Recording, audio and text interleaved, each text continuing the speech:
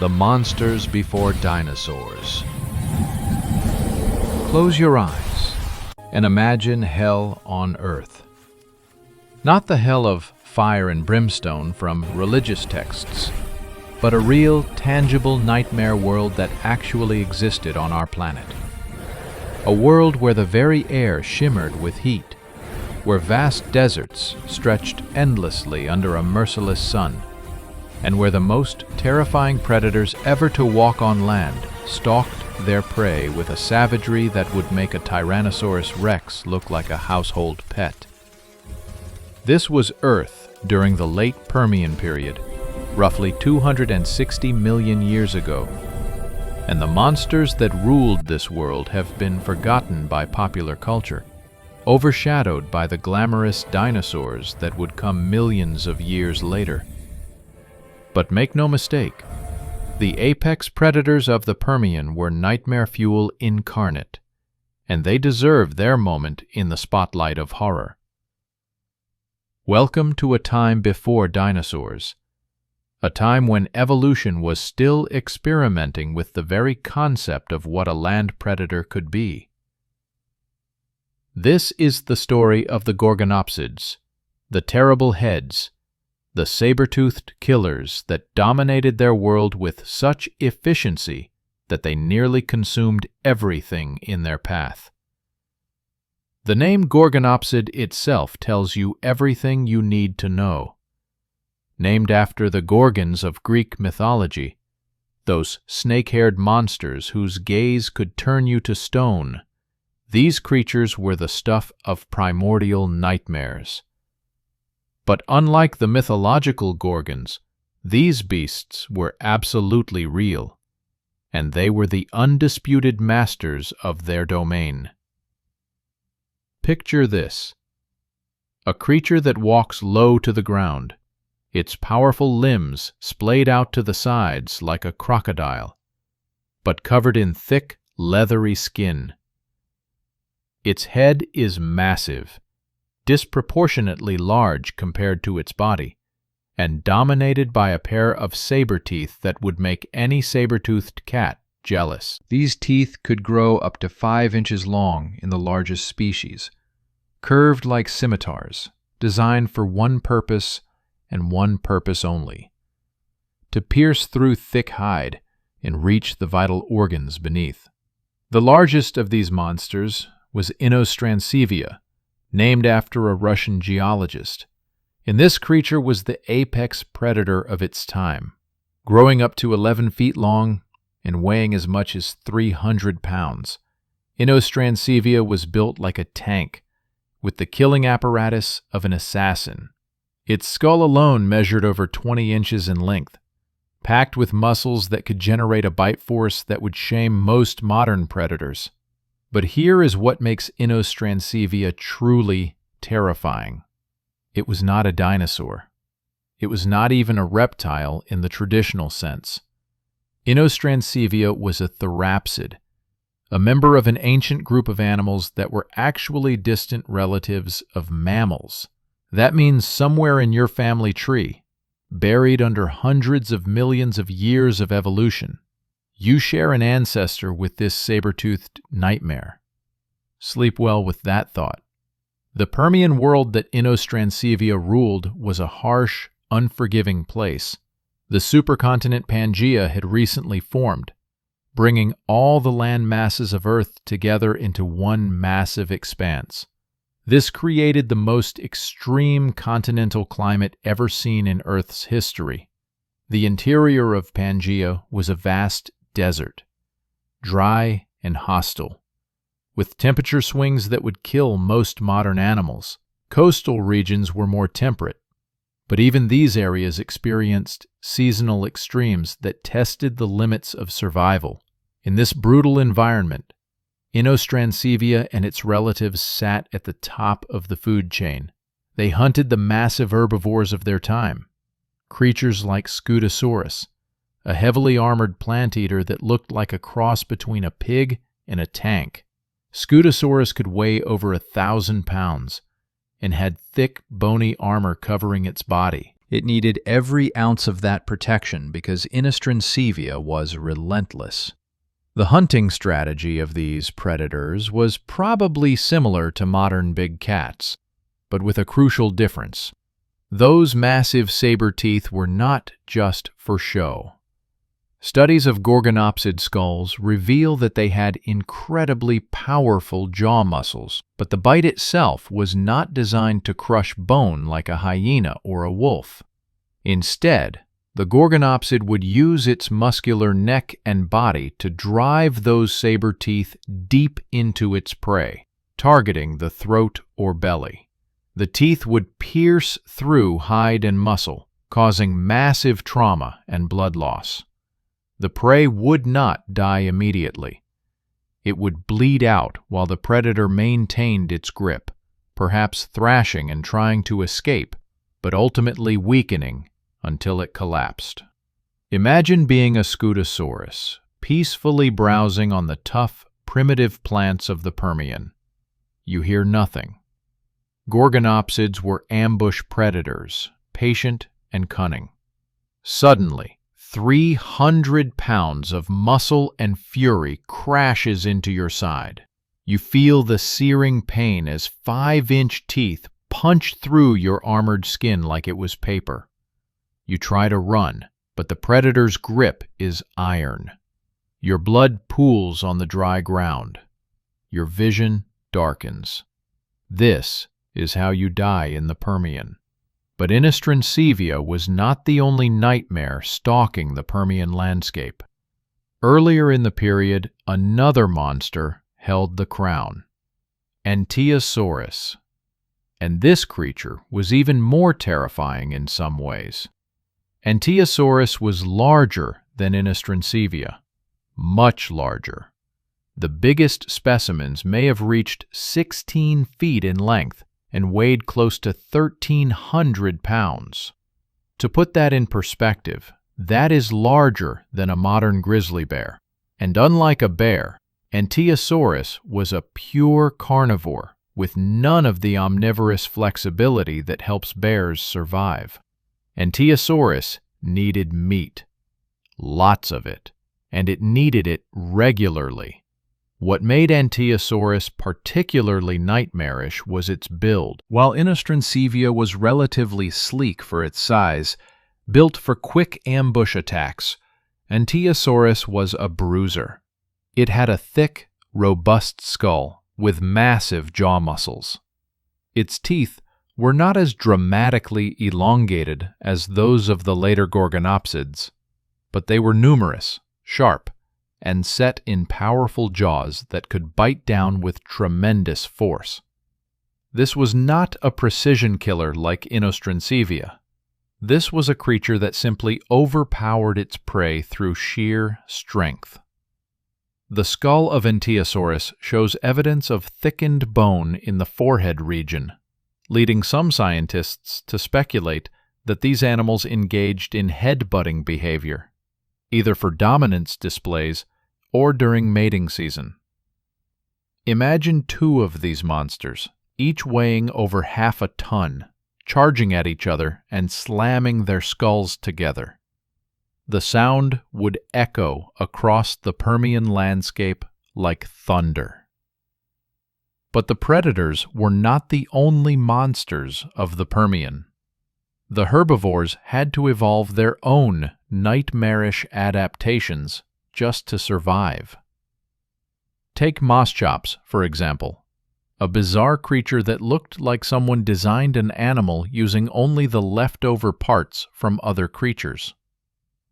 Moss-chops had a thick, barrel-shaped body, stumpy legs, and a skull that was reinforced with extra bone to an almost comical degree. Scientists believe moss-chops males engaged in headbutting contests that would make bighorn sheep look gentle.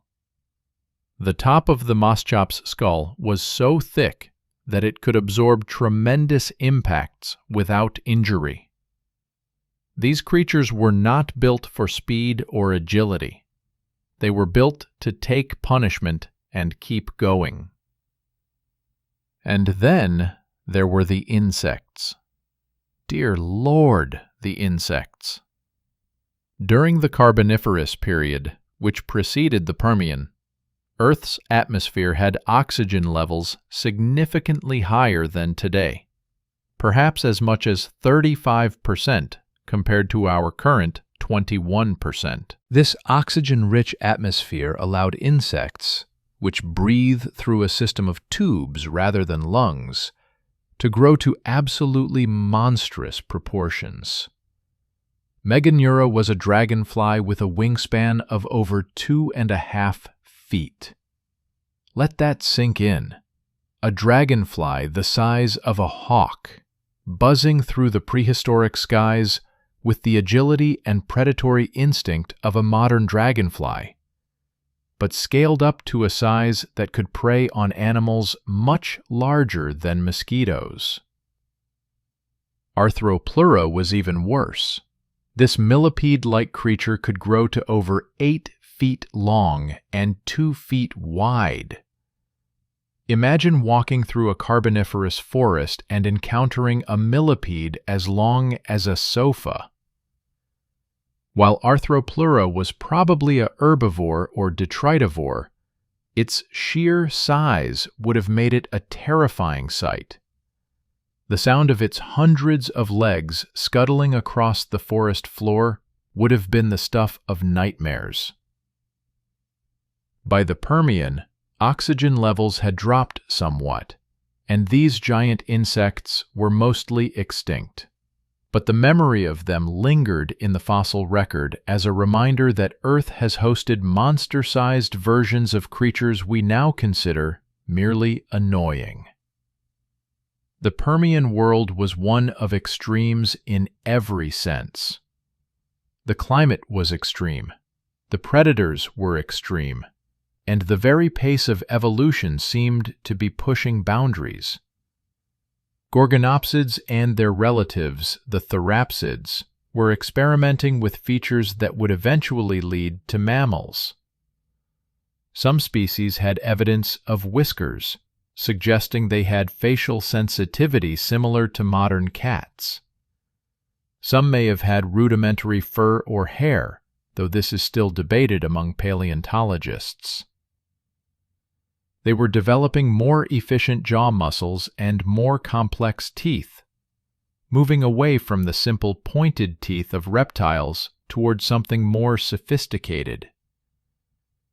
But all of this experimentation, all of this evolutionary innovation, was about to be erased in the most catastrophic event in the history of complex life on Earth. The Permian Triassic extinction event, often called the Great Dying, occurred approximately 252 million years ago. It was not a single catastrophic moment, like the asteroid impact that would later kill the dinosaurs. Instead, it was a cascade of environmental disasters that played out over tens of thousands of years, maybe longer. The exact cause is still debated, but the leading theory involves massive volcanic eruptions in what is now Siberia. These were not ordinary eruptions. The Siberian traps, as they are known, released millions of cubic kilometers of lava, covering an area roughly the size of Europe. But the lava itself was not the main problem. The real killer was the gas. These eruptions released enormous quantities of carbon dioxide and sulfur dioxide into the atmosphere. The sulfur dioxide would have caused acid rain on a scale that is hard to imagine, poisoning the land and the oceans. The carbon dioxide would have triggered runaway global warming, raising temperatures to lethal levels. Ocean temperatures may have risen by as much as 18 degrees Fahrenheit in the tropics. On land, temperatures in some regions could have exceeded 140 degrees Fahrenheit during the day. But it gets worse. The warming oceans began to release methane from frozen deposits on the ocean floor, a process called methane clathrate destabilization. Methane is an even more powerful greenhouse gas than carbon dioxide, so this created a feedback loop. More warming released more methane, which caused more warming, which released more methane. The oceans became depleted of oxygen, creating vast dead zones where nothing could survive. On land, the forests began to die, first from the acid rain, then from the heat, then from the complete collapse of the ecosystem. With the plants dying, the herbivores starved. With the herbivores dying, the predators starved. 96% of all marine species went extinct. 70% of all land vertebrate species went extinct. This was the closest life on Earth has ever come to complete annihilation. The gorgonopsids, those magnificent apex predators, vanished completely. Inostrancevia, Ankylosaurus, and all their relatives were wiped out.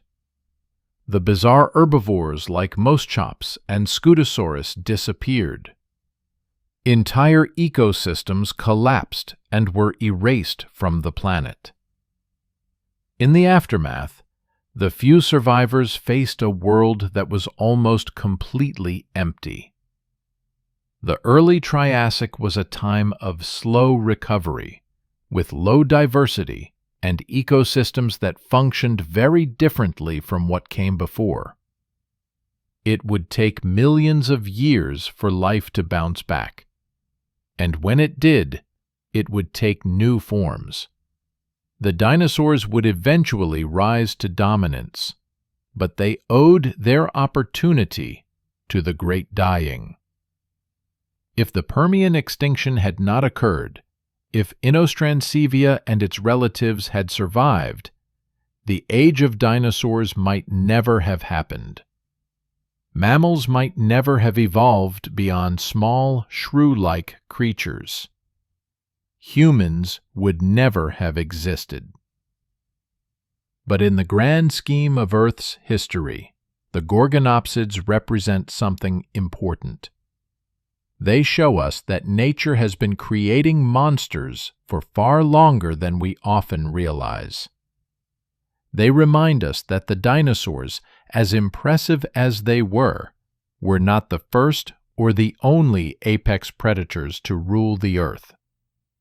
And they demonstrate that no matter how dominant or well-adapted a species becomes, extinction is always lurking around the corner. The Permian predators were built for their world, perfectly adapted to their brutal environment. They were successful for millions of years, far longer than humans have existed. And yet they could not survive when the planet itself turned against them. Their fossils, buried in ancient rock layers, serve as a warning. Adaptability and dominance are not guarantees of survival when the Earth decides to change the rules. So the next time you watch a documentary about Tyrannosaurus rex or Velociraptor, remember that those famous dinosaurs were relative latecomers to the predator game. The real pioneers of terrestrial predation were the gorgonopsids and their relatives, the monsters before the monsters. The nightmares that stalked an alien world that was simultaneously our planet and a place we would not recognize. And remember, too, that extinction is not just a historical curiosity. It is an ongoing process. The great predators of the Permian ruled their world absolutely, and yet they are gone, preserved only as fossils and scientific reconstructions. What we consider permanent is merely temporary on the geological timescale. The Earth has reset itself before, multiple times, and it will do so again. The monsters before dinosaurs teach us humility, They remind us that our planet has hosted an almost infinite variety of life forms, most of which have vanished completely. They show us that evolution is constantly experimenting, creating forms that seem impossible or bizarre to our modern eyes. And they prove that when we talk about monsters, we should not limit ourselves to the dinosaurs. The real monsters, the truly alien creatures, are scattered throughout Earth's deep history, waiting to be discovered or rediscovered, challenging our assumptions about what life can be and how it can adapt to survive in even the most extreme environments. The Permian was just the beginning. The Cambrian explosion, when evolution went insane. If the Permian was hell on Earth, then the Cambrian was evolution's fever dream, a period so bizarre and creative that it makes science fiction look conservative by comparison. This was the moment when life stopped playing it safe and decided to experiment with every possible body plan, every conceivable adaptation, every weird combination of features that chemistry and physics would allow. The Cambrian period began roughly 541 million years ago, and what happened next changed everything. In geological terms, it happened in an instant. In human terms, it took perhaps 20 million years.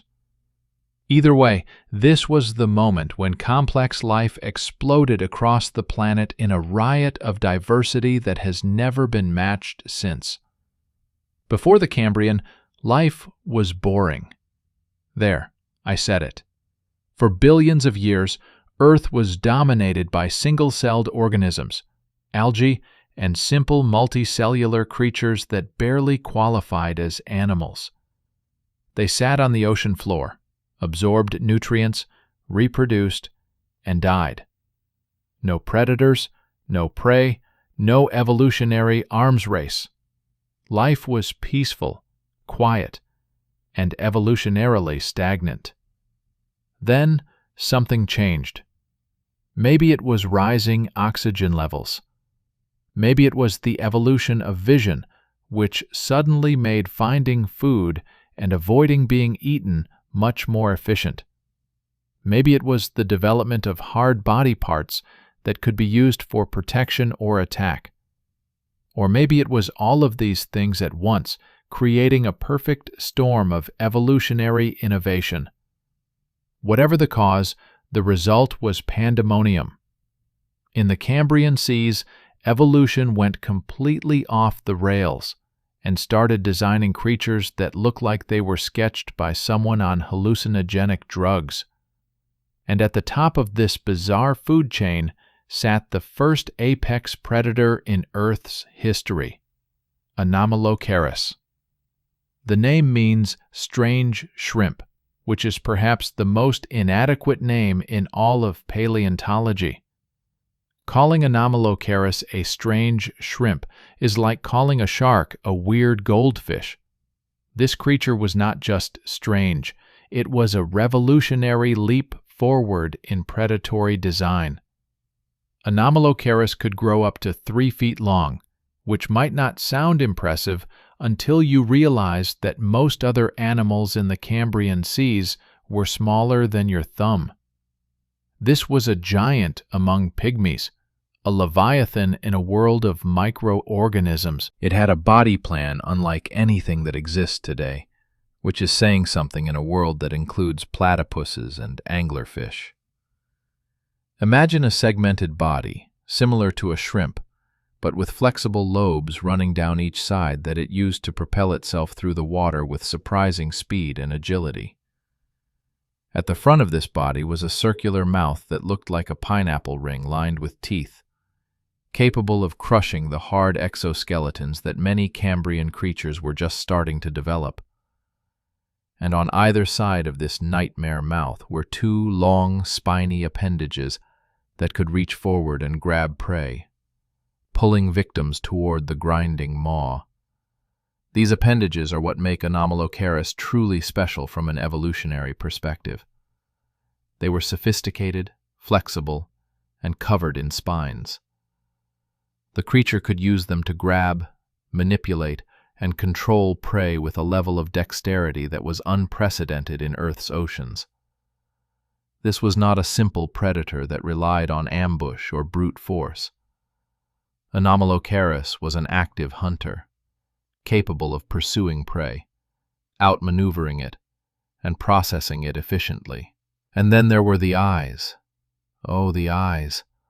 Anomalocaris had compound eyes, like those of modern insects and crustaceans, but these were among the first complex eyes ever to evolve. Each eye contained thousands of individual lenses, giving Anomalocaris vision that was probably sharper and more detailed than anything else alive at the time. In the murky Cambrian seas, the ability to see clearly was a superpower. Anomalocaris could spot prey from a distance, track its movements, and strike with precision. Think about what this means from an evolutionary perspective. Before Anomalocaris, life was essentially blind. Creatures moved through their environment using chemical cues and touch. Then suddenly, one species develops eyes that can see clearly at a distance. It would be like everyone playing a game with their eyes closed, and then one player opens their eyes while everyone else remains blind. The advantage would be overwhelming. But Anomalocaris was not the only nightmare swimming through the Cambrian seas. The Burgess Shale, a fossil deposit in British Columbia, Canada, has revealed a menagerie of creatures so strange that scientists initially had trouble figuring out which end was the head and which was the tail. Take Opabinia, for example. This creature had 5 eyes, not 2, not 3, but 5 eyes arranged around its head, giving it nearly 360-degree vision. It had a segmented body with lobes for swimming, similar to Anomalocaris, but smaller, only reaching about 3 inches in length.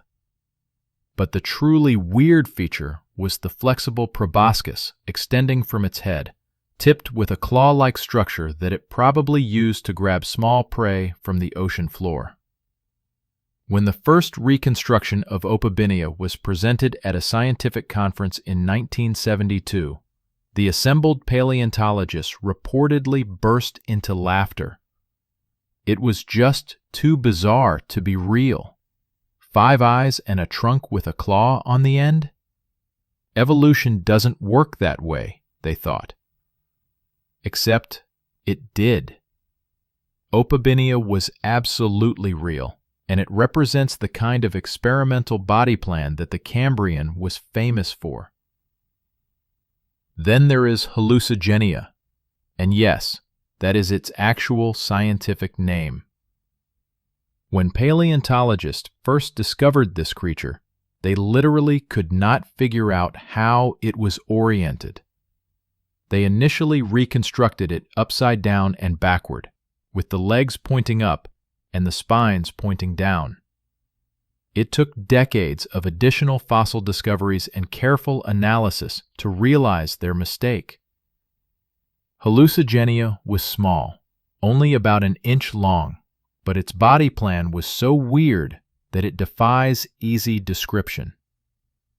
It had 7 or 8 pairs of legs, each ending in tiny claws. Along its back were long, rigid spines, possibly for protection. It had a narrow, elongated head, with a mouth that might have had teeth, though the fossil evidence is unclear. The creature looks like it was assembled from parts that do not belong together, like a nightmare version of a caterpillar designed by someone who had never seen a caterpillar. What makes hallucigenia particularly fascinating is that we are still not entirely sure what it ate or how it lived. Was it a predator, scavenging along the ocean floor? Was it a filter feeder? Did it graze on algae? The fossil evidence is too limited to say for certain, But the very existence of such a bizarre creature tells us something important about the Cambrian. Evolution was throwing everything at the wall to see what would stick. And many things stuck, at least for a while. The Cambrian seas were filled with an incredible diversity of arthropods, the group that today includes insects, spiders, and crustaceans. But Cambrian arthropods were experimenting with body plans that modern arthropods have abandoned. Morella was one of the most common creatures in the Burgess Shale, a small arthropod with a distinctive head shield and 2 pairs of backward-sweeping spines.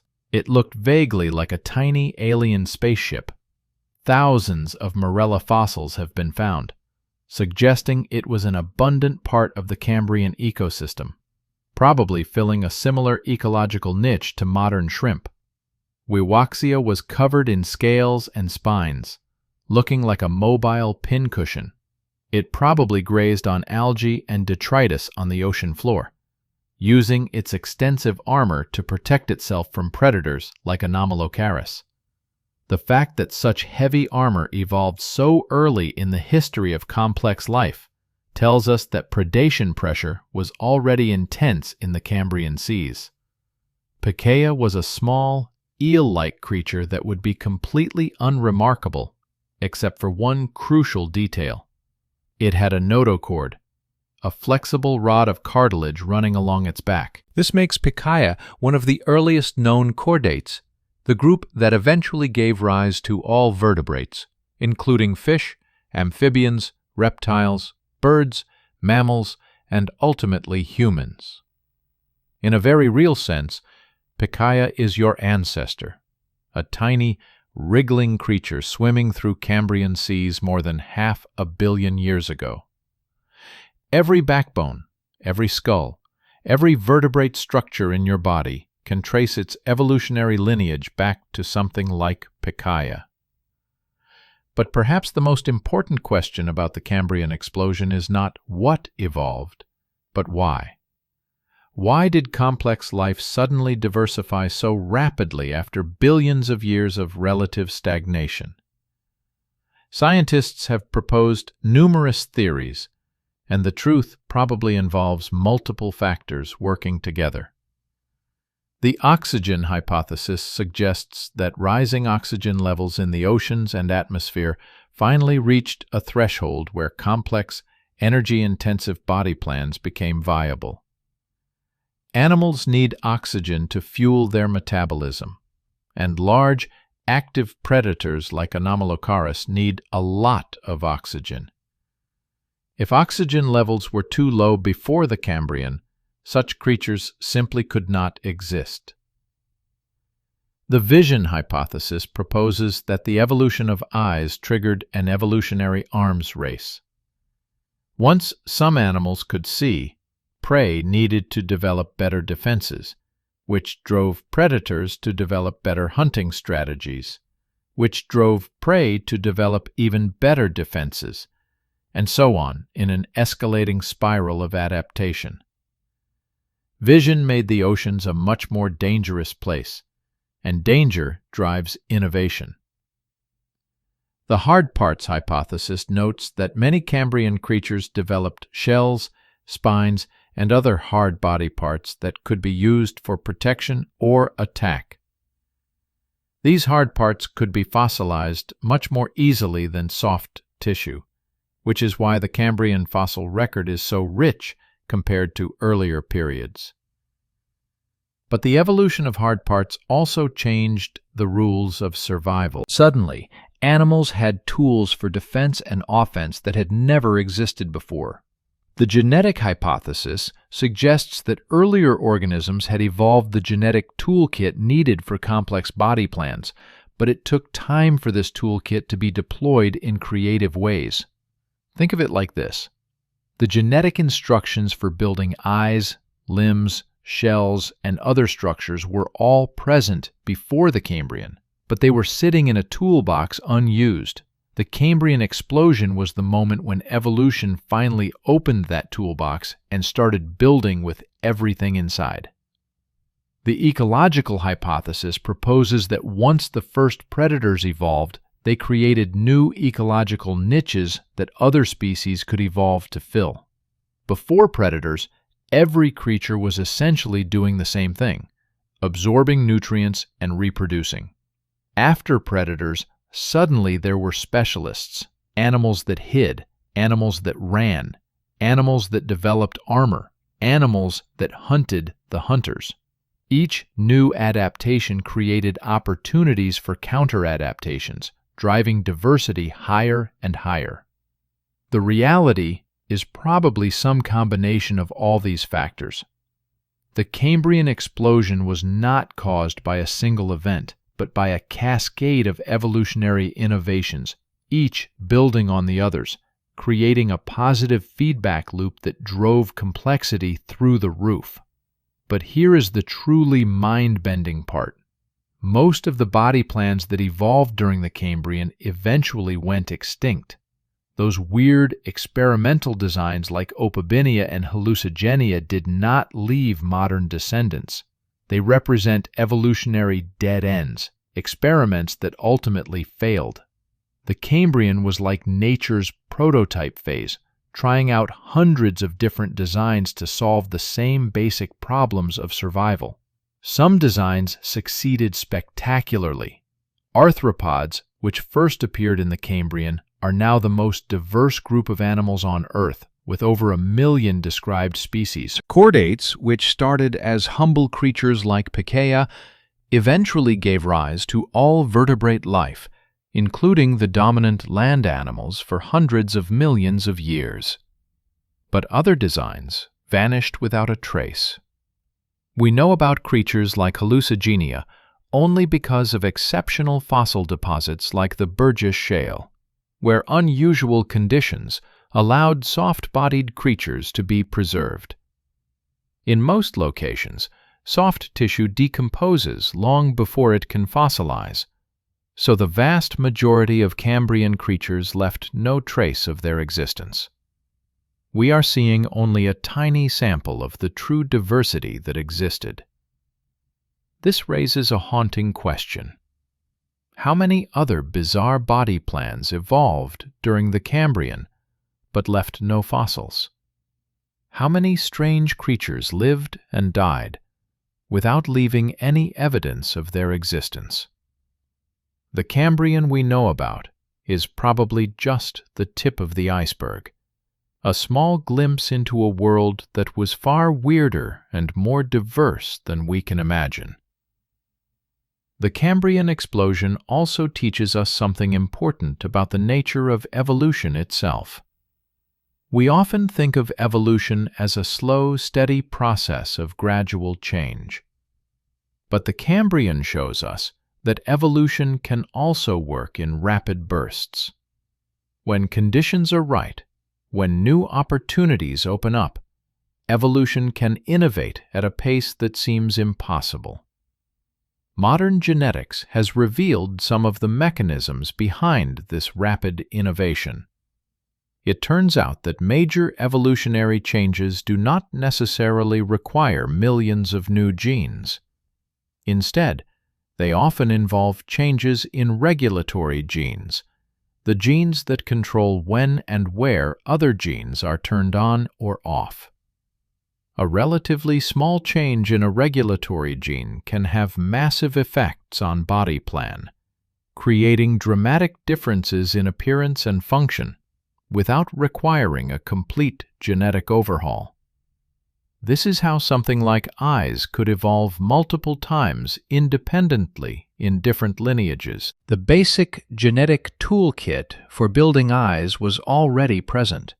It just needed to be activated and modified slightly to produce the compound eyes of Anomalocaris, the camera-like eyes of vertebrates, or the simple eye spots of some worms. Evolution was not inventing new tools. It was using existing tools in new ways. The Cambrian seas would have been a terrifying place for a human observer. Assuming you could survive the alien water chemistry and the lack of oxygen in the atmosphere, Imagine diving into murky water where visibility is limited to a few feet at best. Strange shapes move in the gloom. Something with grasping appendages and a circular, tooth-lined mouth swims toward you with unexpected speed. Smaller creatures scuttle along the bottom, their bizarre body plans making them look like hallucinations rather than real animals. There is nothing familiar here, nothing that resembles the marine life of modern oceans. And yet, this alien world was the crucible in which modern life was forged. Every major animal group alive today, with a few exceptions, can trace its origins back to the Cambrian explosion. The basic body plans that would go on to dominate Earth for the next 500 million years were all established in this relatively brief period of intense evolutionary creativity. The Cambrian ended roughly 485 million years ago, giving way to the Ordovician period. The crazy experimentation slowed down. Many of the weird Cambrian body plans went extinct, while others evolved into more familiar forms. The evolutionary dust settled, and the animal kingdom began to look more like what we would recognize today. But for one glorious moment in Earth's history, evolution went completely insane, trying out every possible variation, every weird combination, every bizarre adaptation that biochemistry would allow. The Cambrian was evolution's mad scientist phase, mixing chemicals with reckless abandon to see what would explode and what would stabilize. Most of the explosions failed, but some of them succeeded beyond anyone's wildest expectations, giving rise to lineages that would survive multiple mass extinctions and eventually produce creatures capable of digging up fossils and puzzling over the strange world that produced them. So when you look at a trilobite fossil or a reconstruction of Anomalocaris, remember that you are looking at evidence of the most creative period in the history of life. The Cambrian explosion was the moment when evolution took off the training wheels and started moving at full speed. And the monsters it created, while small by later standards, were revolutionary in their design and devastating in their effectiveness. The Cambrian proves that monsters do not need to be large to be significant. Anomalocaris was only 3 feet long, but it changed the rules of life on Earth forever. It showed that active predation was not just possible, but profitable. It demonstrated that complex sensory organs like eyes could provide overwhelming advantages. It proved that sophisticated body plans with specialized appendages could outcompete simpler designs. In short, the Cambrian explosion was the moment when life got serious about survival. And in getting serious, it created nightmares that would set the template for all the monsters that followed. The Seas of Terror. Marine predators that make sharks look tame. Sharks are often called the perfect predators, unchanged for millions of years, the ultimate killing machines of the ocean. And you know what? That is complete nonsense. Sharks are impressive, do not get me wrong, but they are not even close to being the most terrifying predators ever to swim through Earth's oceans. Not by a long shot.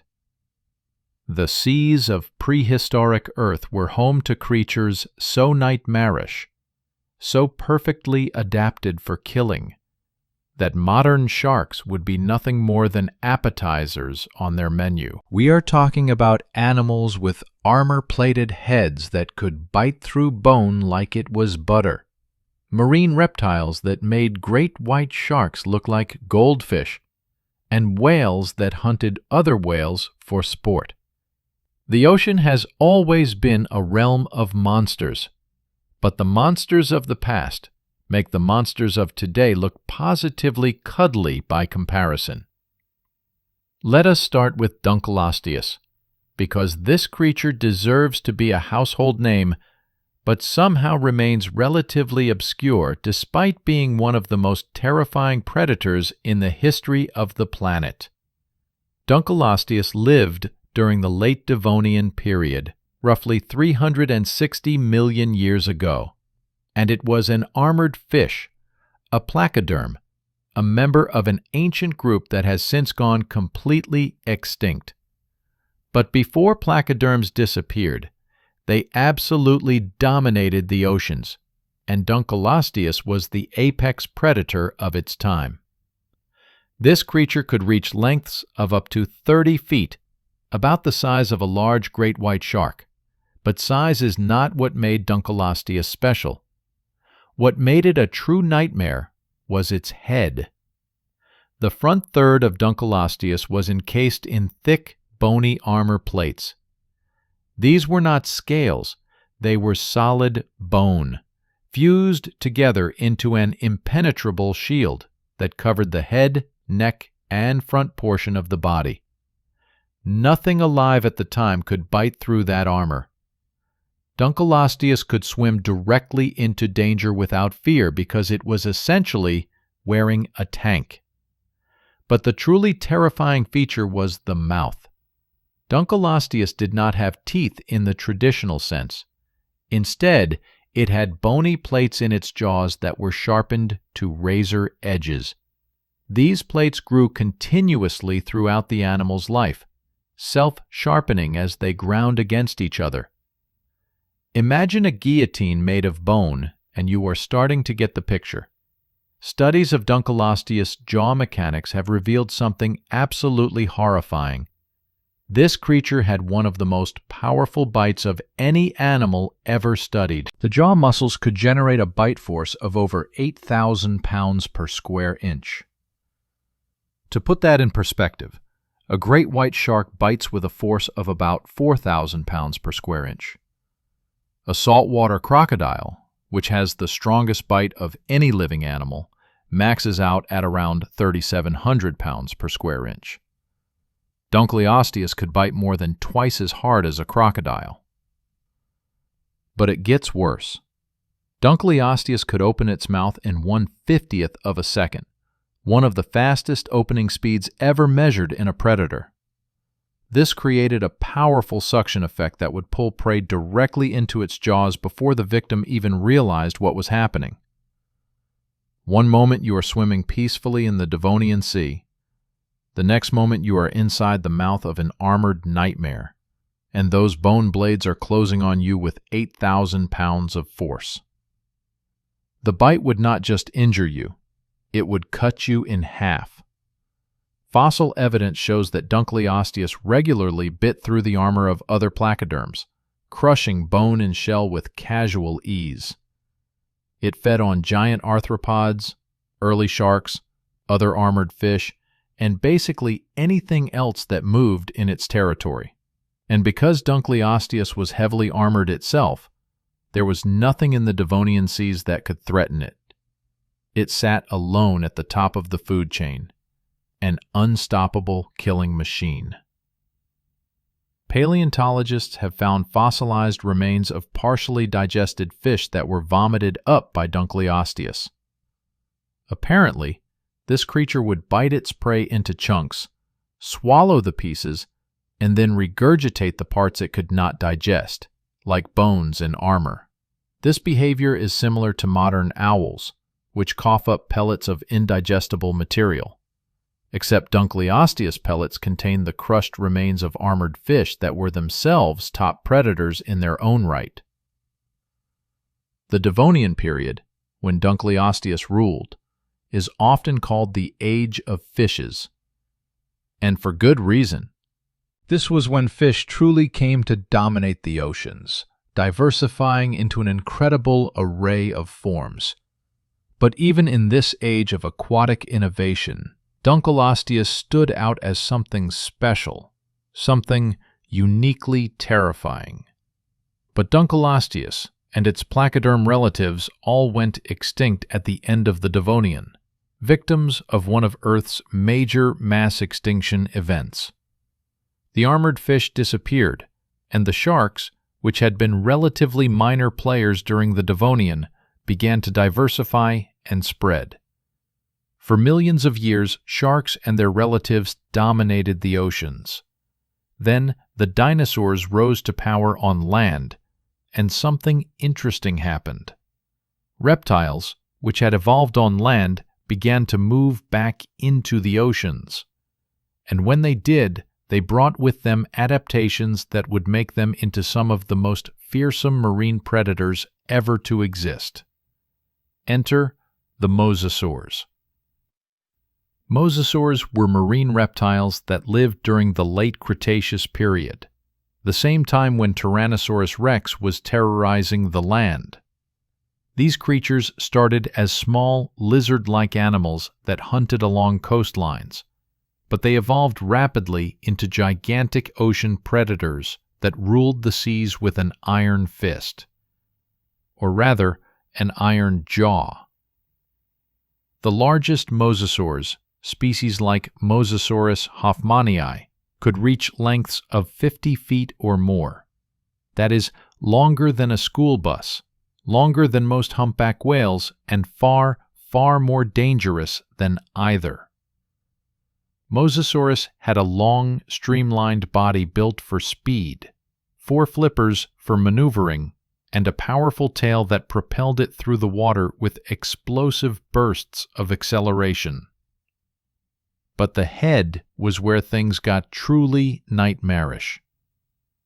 Mosasaurus had a skull that was over 5 feet long, packed with teeth that were conical, sharp, and curved backward. These teeth were not designed to slice like the teeth of sharks. They were designed to grip and hold struggling prey.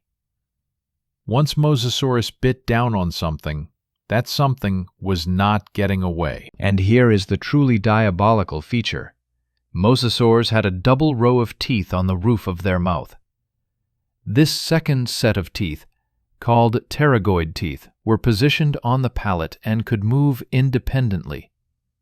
When Mosasaurus caught prey, these inner teeth would help pull the victim deeper into the throat, much like how modern snakes use their flexible jaws to swallow prey larger than their heads.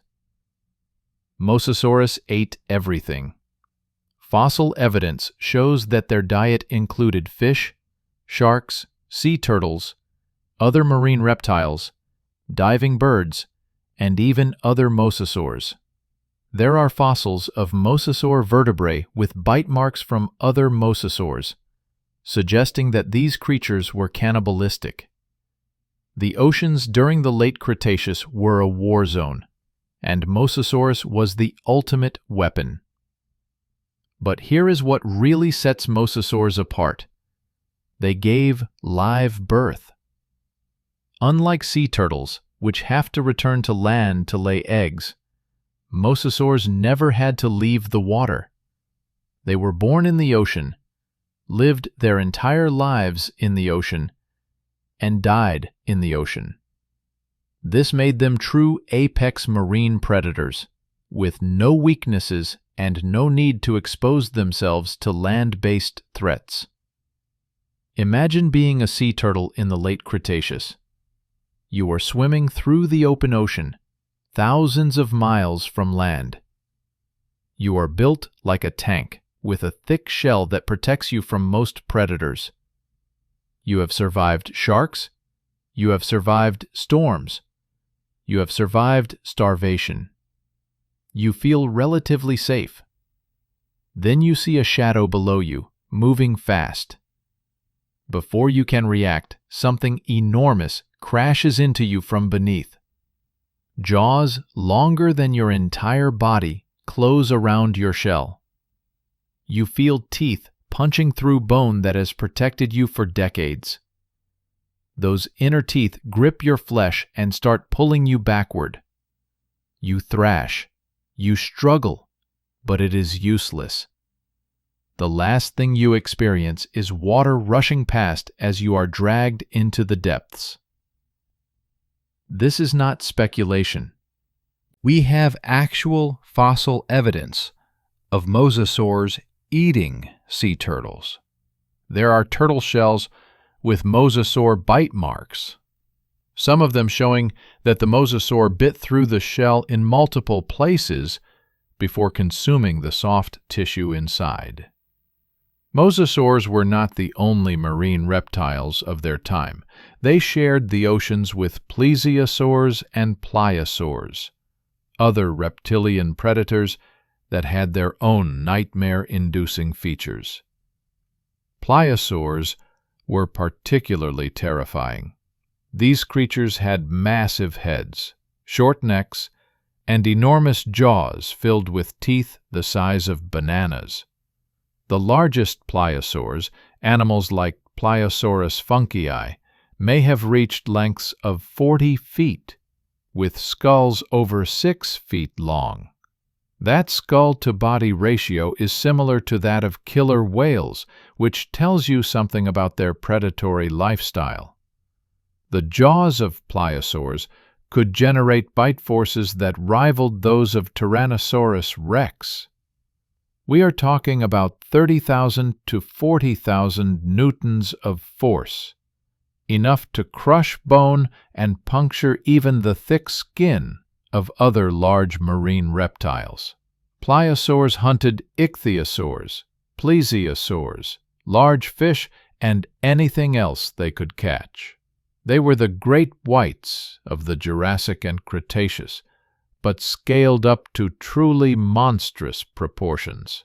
But as terrifying as mosasaurs and pliosaurs were, they were not the largest predators in prehistoric oceans.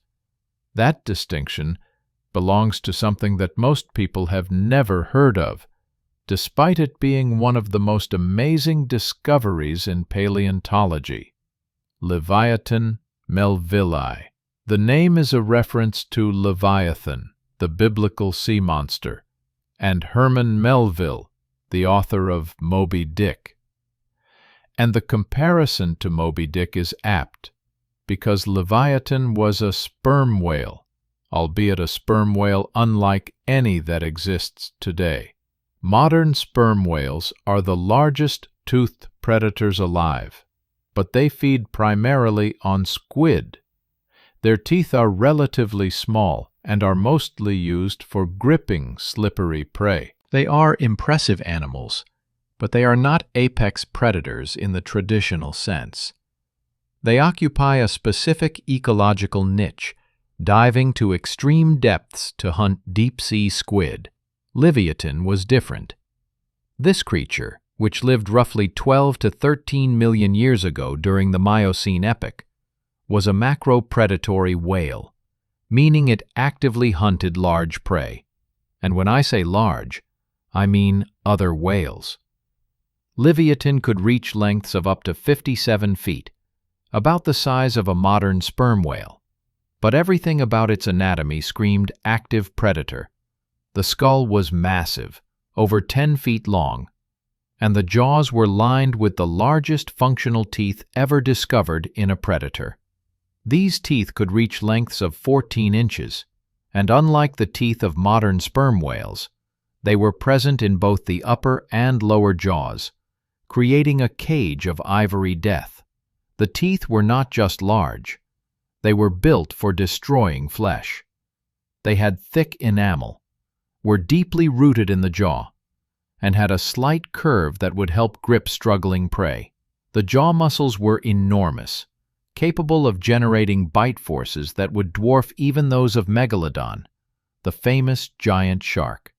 Wait, did I just say that Leviathan had a more powerful bite than Megalodon? Yes. Yes, I did. Because it is true. Megalodon is famous, the star of countless documentaries and cheesy movies. It was indeed a massive shark, possibly reaching lengths of 50 to 60 feet. with teeth up to 7 inches long. It was an apex predator that fed on whales, seals, and large fish. It is often portrayed as the ultimate ocean predator, the king of the seas. But here is the thing. Megalodon and Leviathan lived at the same time, in the same oceans, and they competed for the same prey. Fossil evidence suggests that they actually encountered each other, and these encounters probably did not end well for one or both parties involved. Megalodon had certain advantages. It was a shark, which means it had multiple rows of replaceable teeth. If it lost a tooth in a fight, a new one would grow in. It also had cartilaginous skeleton, which made it lighter and more maneuverable than a bony animal of similar size. And it had the classic shark sensory system, including electroreception, which allowed it to detect the bioelectric fields generated by living organisms. But Leviathan had advantages of its own. Being a mammal, it had a larger, more complex brain than Megalodon. It was almost certainly more intelligent, capable of more sophisticated hunting strategies. It could communicate with sound, possibly using echolocation to hunt in murky water or at night. And most importantly, it had those massive teeth in both jaws, allowing it to inflict devastating damage with every bite. Imagine an encounter between these two titans. Megalodon spots a baleen whale calf separated from its mother. It moves in for the kill, using its classic strategy of attacking from below, targeting the soft underbelly. But before it can reach the calf, Leviathan arrives. The two predators face off, each recognizing the other as a threat. Megalodon has size on its side, possibly outweighing Leviathan by 10 or 20 tons. But Leviathan is faster, more agile, and more intelligent. The shark charges, jaws open, ready to deliver a devastating bite. But Leviathan is not there. It is dodged at the last second, using echolocation to anticipate the shark's movement. Now Leviathan counterattacks, ramming into Megalodon's flank with its massive head. The impact stuns the shark. Before Megalodon can recover, Leviathan closes its jaws on the shark's tail, those 14-inch teeth punching through cartilage like it is wet paper. The shark thrashes, trying to escape, but Leviathan shakes its head violently, tearing away a massive chunk of flesh. Blood fills the water. Megalodon, wounded and disoriented, retreats into the depths. This is not fan fiction. Fossils suggest that such encounters really happened. We have megalodon teeth with scratches consistent with whale teeth. We have whale bones with megalodon bite marks. These two apex predators definitely crossed paths, and it is entirely possible that Leviathan won more often than it lost. But both Megalodon and Leviathan are now extinct. Megalodon disappeared roughly 3.6 million years ago, likely due to changing ocean temperatures and the decline of its primary prey species.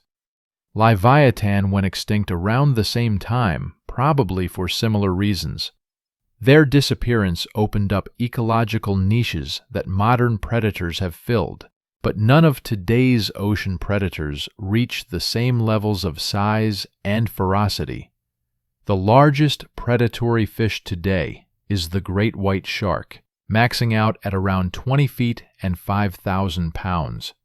The largest toothed whale is the sperm whale, which, as we discussed, primarily eats squid. The oceans today are tame compared to what they once were. But before we leave the topic of terrifying marine predators, we need to talk about Basilosaurus, because this creature is so weird and so nightmarish that it deserves special mention. The name means king lizard, which is hilariously wrong because Basilosaurus was not a lizard at all. It was a whale, but not just any whale. The Basilosaurus was an early whale from the Eocene epoch, roughly 40 million years ago, and it represents a transitional form between land mammals and fully aquatic cetaceans. You see, whales evolved from land-dwelling mammals that gradually moved into the water. Early whales still had functional legs, though these legs were tiny and useless for walking. Basilosaurus had these vestigial hind limbs, little remnants of its terrestrial ancestry. But do not let the term vestigial fool you into thinking Basilosaurus was some awkward, half-evolved creature. This animal was a sleek, efficient predator that reached lengths of up to 60 feet. It had a long, serpentine body that must have looked terrifying as it undulated through the water. Its skull was over 5 feet long, and its jaws were filled with different types of teeth. Sharp, pointed teeth at the front for gripping, and broader saw-like teeth at the back for cutting. This dental diversity is unusual in modern whales, which typically have uniform teeth. It suggests that Basilosaurus had a varied diet and could process different types of prey. Fossil evidence shows that it fed on fish, sharks, and even other smaller whales. There are fossils of juvenile Dorudon, another early whale, with bite marks that match the teeth of Basilosaurus perfectly. This creature was not above cannibalism. What makes Basilosaurus particularly nightmarish is the way it probably hunted.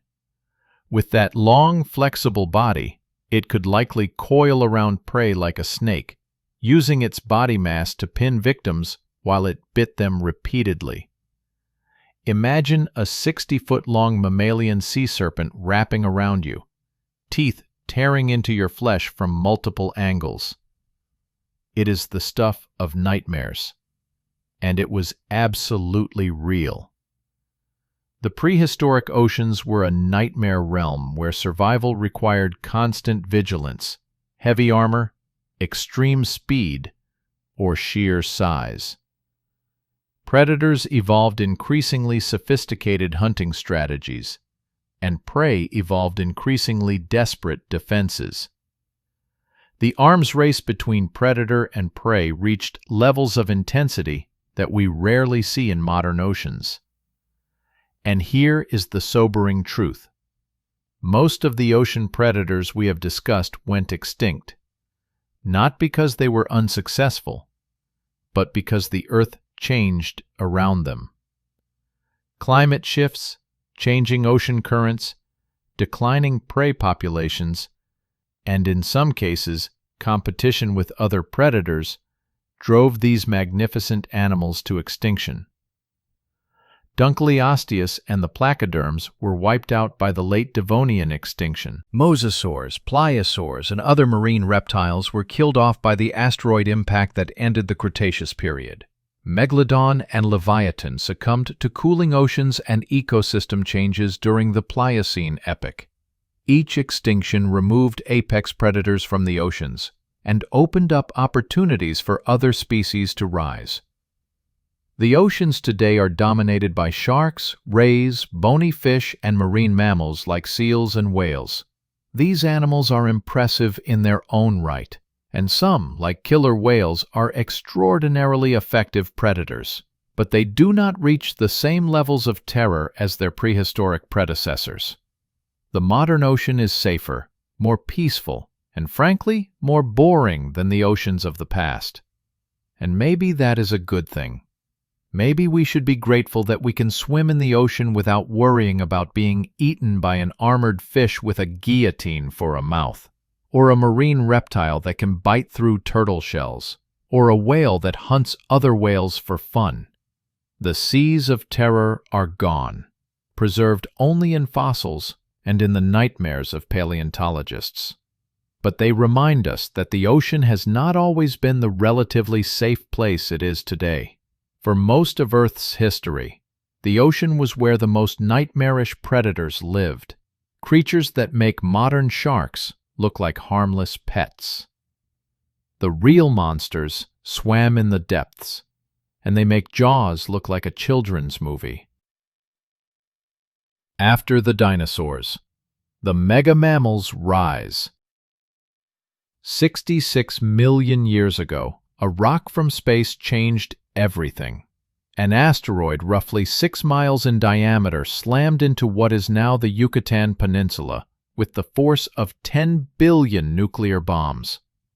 The impact created a crater over 110 miles wide, triggered mega-tsunamis that swept across continents, and threw so much debris into the atmosphere that the sky went dark for months, maybe years. The dinosaurs, those magnificent reptiles that had ruled Earth for 165 million years, were wiped out. Well, not all of them. Birds survived, which are technically dinosaurs, but the giant terrestrial dinosaurs, the ones that fill museums and fuel childhood imaginations, they were gone. Triceratops, Tyrannosaurus, the duck-billed hadrosaurs, the long-necked sauropods that had seemed invincible in their massive size, all extinct. In the immediate aftermath, the world was a hellscape. Fires raged across continents. The impact winter killed most plants, which killed most herbivores, which killed most carnivores. It was ecological collapse on a planetary scale. Roughly 75% of all species went extinct. But some animals survived.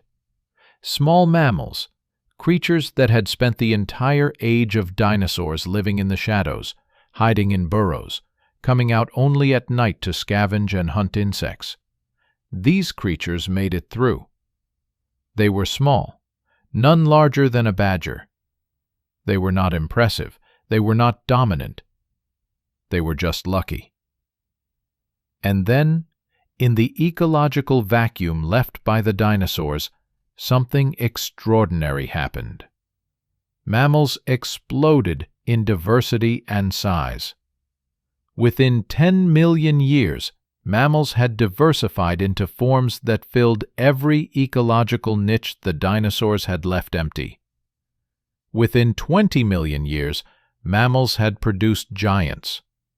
Within 30 million years, mammals had created apex predators that were just as terrifying as anything the dinosaurs had produced. Welcome to the Cenozoic era, the age of mammals. This is when our own distant ancestors rose to dominance. But do not think for a second that this was the age of cute, cuddly creatures. The mammals that evolved after the dinosaurs were monsters in their own right, and some of them were more nightmarish than anything that had come before. Let us start with one of the most bizarre and terrifying predators in the history of Earth, the terror birds. After the dinosaurs went extinct, birds had an opportunity. They were already diverse, already adapted to various environments. Some species decided that flying was overrated and that there was more opportunity on the ground. These birds lost the ability to fly, grew larger, and developed powerful legs built for running and kicking. They became ground-dwelling hunters, and some of them became apex predators. The forest wrasses, commonly called terror birds, dominated South America for most of the Cenozoic. These creatures stood up to 10 feet tall, weighed up to 300 pounds, and had beaks that would make your blood run cold. We are talking about massive, hooked beaks, some over 18 inches long, built like pickaxes designed specifically for smashing skulls and tearing flesh. The largest species, Kelenkin, had a skull that measured over 28 inches in length, the largest head of any known bird. That beak was not just for show. Studies of terror bird skull mechanics suggest that these animals could deliver devastating strikes with their beaks, using their powerful neck muscles to drive that hooked point deep into prey with the force of a sledgehammer. Imagine encountering one of these creatures in the forests of prehistoric South America. You hear a sound like thunder, getting closer. Then you see it. A bird the size of a grizzly bear running toward you at speeds that could reach 30 miles per hour. Its legs are pure muscle, each foot tipped with large, sharp claws. Its tiny wings are useless for flight, but help with balance as it sprints. And that beak, that nightmare beak, is open and aimed directly at your head. You try to run, but you cannot outrun it. These birds were built for pursuit. Their long legs gave them a stride length that covered enormous distances with each step. As it catches up to you, it does not bite like a mammalian predator would. Instead, it raises its head and brings that beak down like a hammer, striking your skull with enough force to crack it open like an egg. If the first strike does not kill you, the second or third certainly will. Terror birds did not chew their food. They swallowed it whole or in large chunks, like modern predatory birds. There is evidence that they would strike their prey repeatedly to break it into manageable pieces, then gulp down the chunks. The digestive system of these birds was powerful enough to process bone, feathers, and hide without problem. For millions of years, terror birds were the apex predators of South America, a continent that had been isolated from other land masses since shortly after the dinosaurs went extinct. This isolation allowed unique ecosystems to develop, and the terror birds were at the top of those ecosystems, hunting the various mammals that had evolved on the continent. But South America was not the only place where birds tried their hand at being apex predators. In Europe and North America, large flightless birds also evolved, though none reached the terrifying size of the forest racids.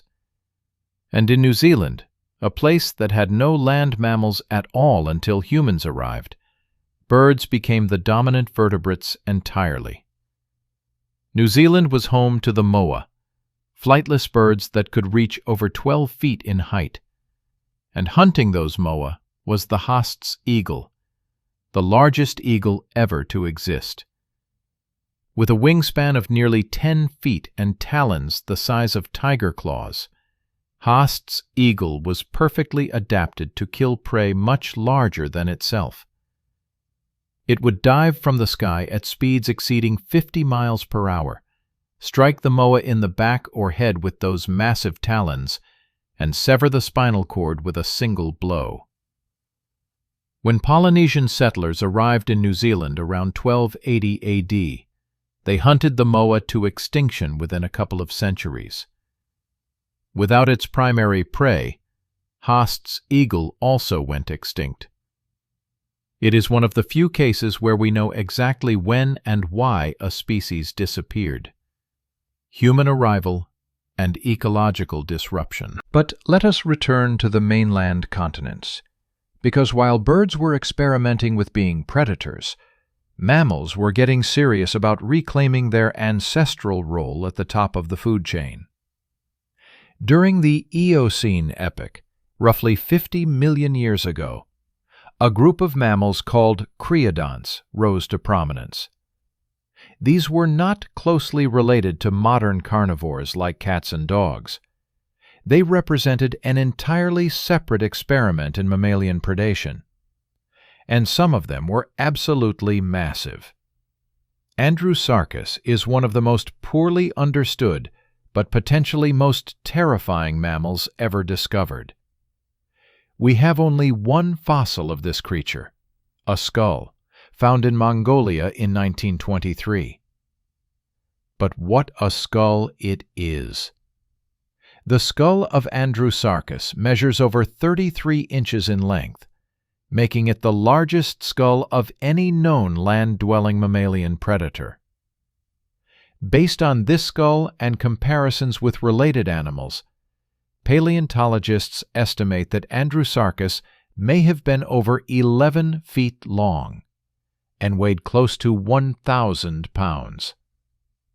That would make it larger than any modern land predator. The teeth tell us that Andrewsarchus was a meat-eater, but not a specialized one. It had sharp teeth for tearing flesh, but also flat teeth for crushing, suggesting an omnivorous diet. Some scientists think it may have been a scavenger, using its powerful jaws to crack open bones that other predators could not access. Others think it was an active hunter, possibly even hunting in water like a bear. The truth is, we simply do not know enough about Andrewsarchus to say with certainty how it lived. But the size of that skull and the power of those jaws tell us that this was an animal that commanded respect.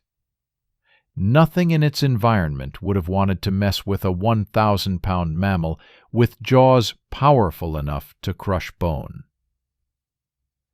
But if Andrewsarchus was an ambiguous terror, there is nothing ambiguous about the entelodonts. And these creatures were nicknamed hell pigs for very good reason. Entelodonts were not actually closely related to pigs, despite the nickname. They were members of an extinct group that may have been related to hippos and whales, which tells you how weird mammalian evolution can be. But whatever their ancestry, entelodonts were nightmare fuel. These creatures had massive heads with powerful jaws filled with teeth designed for crushing and tearing. The largest species, Daeodon, stood over 7 feet tall at the shoulder and weighed up to 1,500 pounds. That is roughly the size of a modern bison, except Daeodon was a carnivore with jaws that could generate tremendous bite force. The skull of Daeodon measured nearly 3 feet in length, and it had bony protrusions on the cheeks, probably for muscle attachment or for use in combat with other members of its species. The teeth were robust and varied, with sharp incisors, large canines, and broad molars that could crush bone. This dental diversity suggests that entelodonts could eat just about anything: fresh meat, carrion, bones, maybe even tough plant material if necessary. Fossil evidence suggests that entelodonts were aggressive animals. We have found bones from other animals with bite marks that match entelodont teeth, but we have also found entelodont bones with bite marks from other entelodonts. These creatures fought each other, possibly over territory, mates, or food. Some fossils show healed injuries, suggesting that entelodonts could survive serious combat wounds and continue living. Imagine encountering a Daeodon in the forests of Oligocene North America. You hear grunting and snorting, sounds that remind you of a pig, but much deeper and more menacing. Then you see it pushing through the underbrush, a creature as tall as a large horse, with a head the size of a beer keg and eyes that fix on you with predatory interest. It opens its mouth, revealing teeth that look like they belong in a crocodile, and it charges. You cannot outrun it. Despite their bulk, entelodonts were probably capable of short bursts of speed. You cannot outfight it. Those jaws could crush your bones with ease.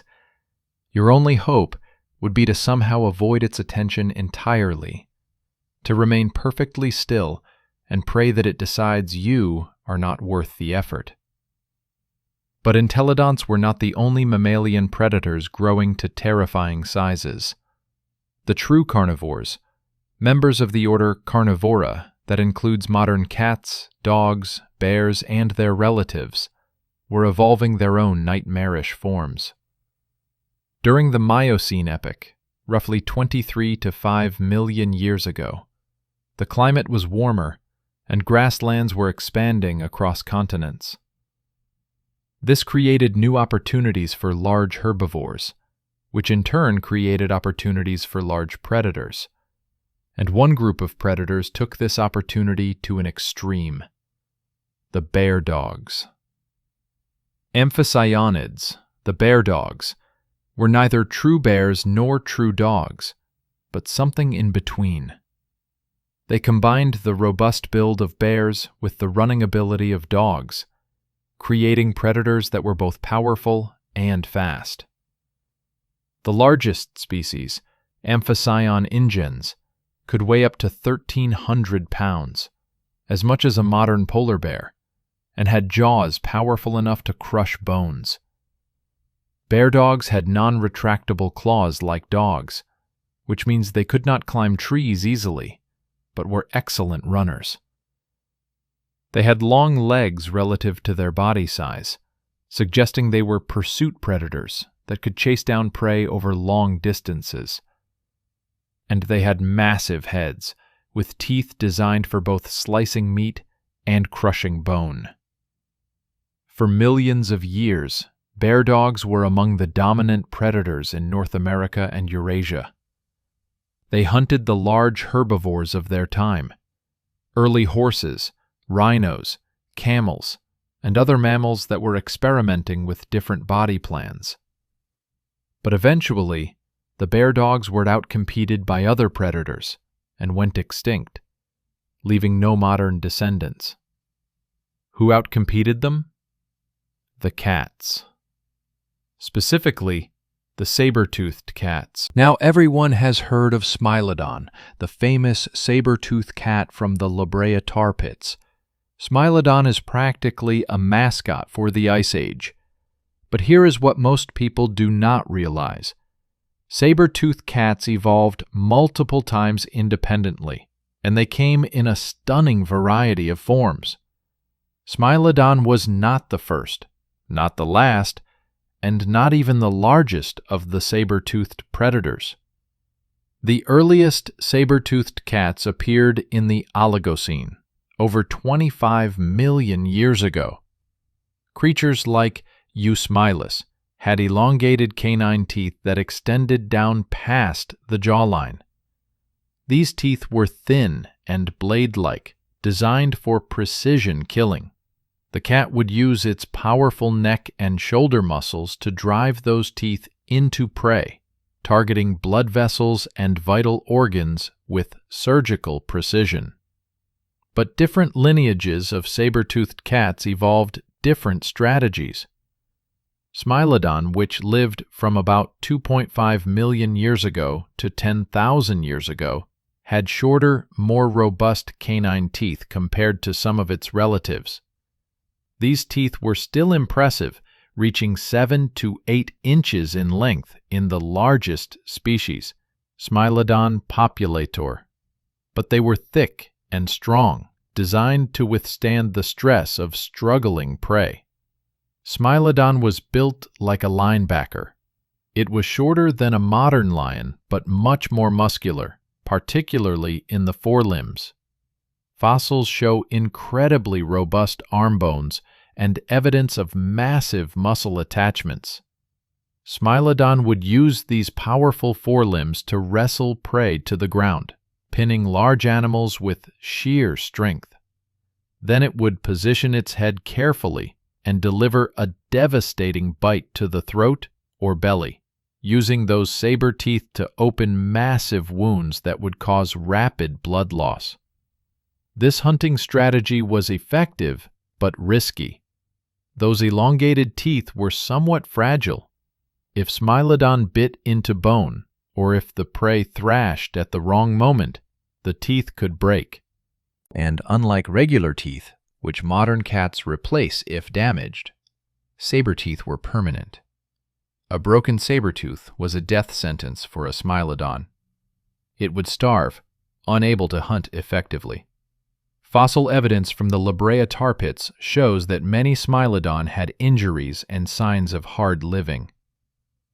Broken bones that had healed, arthritis in older individuals, worn teeth. These were not pampered predators living easy lives. They were tough, dangerous animals surviving in a competitive environment. But Smilodon was not the only saber-toothed predator. In South America, before the continents of North and South America connected, a completely different group of animals evolved saber-teeth: the marsupials.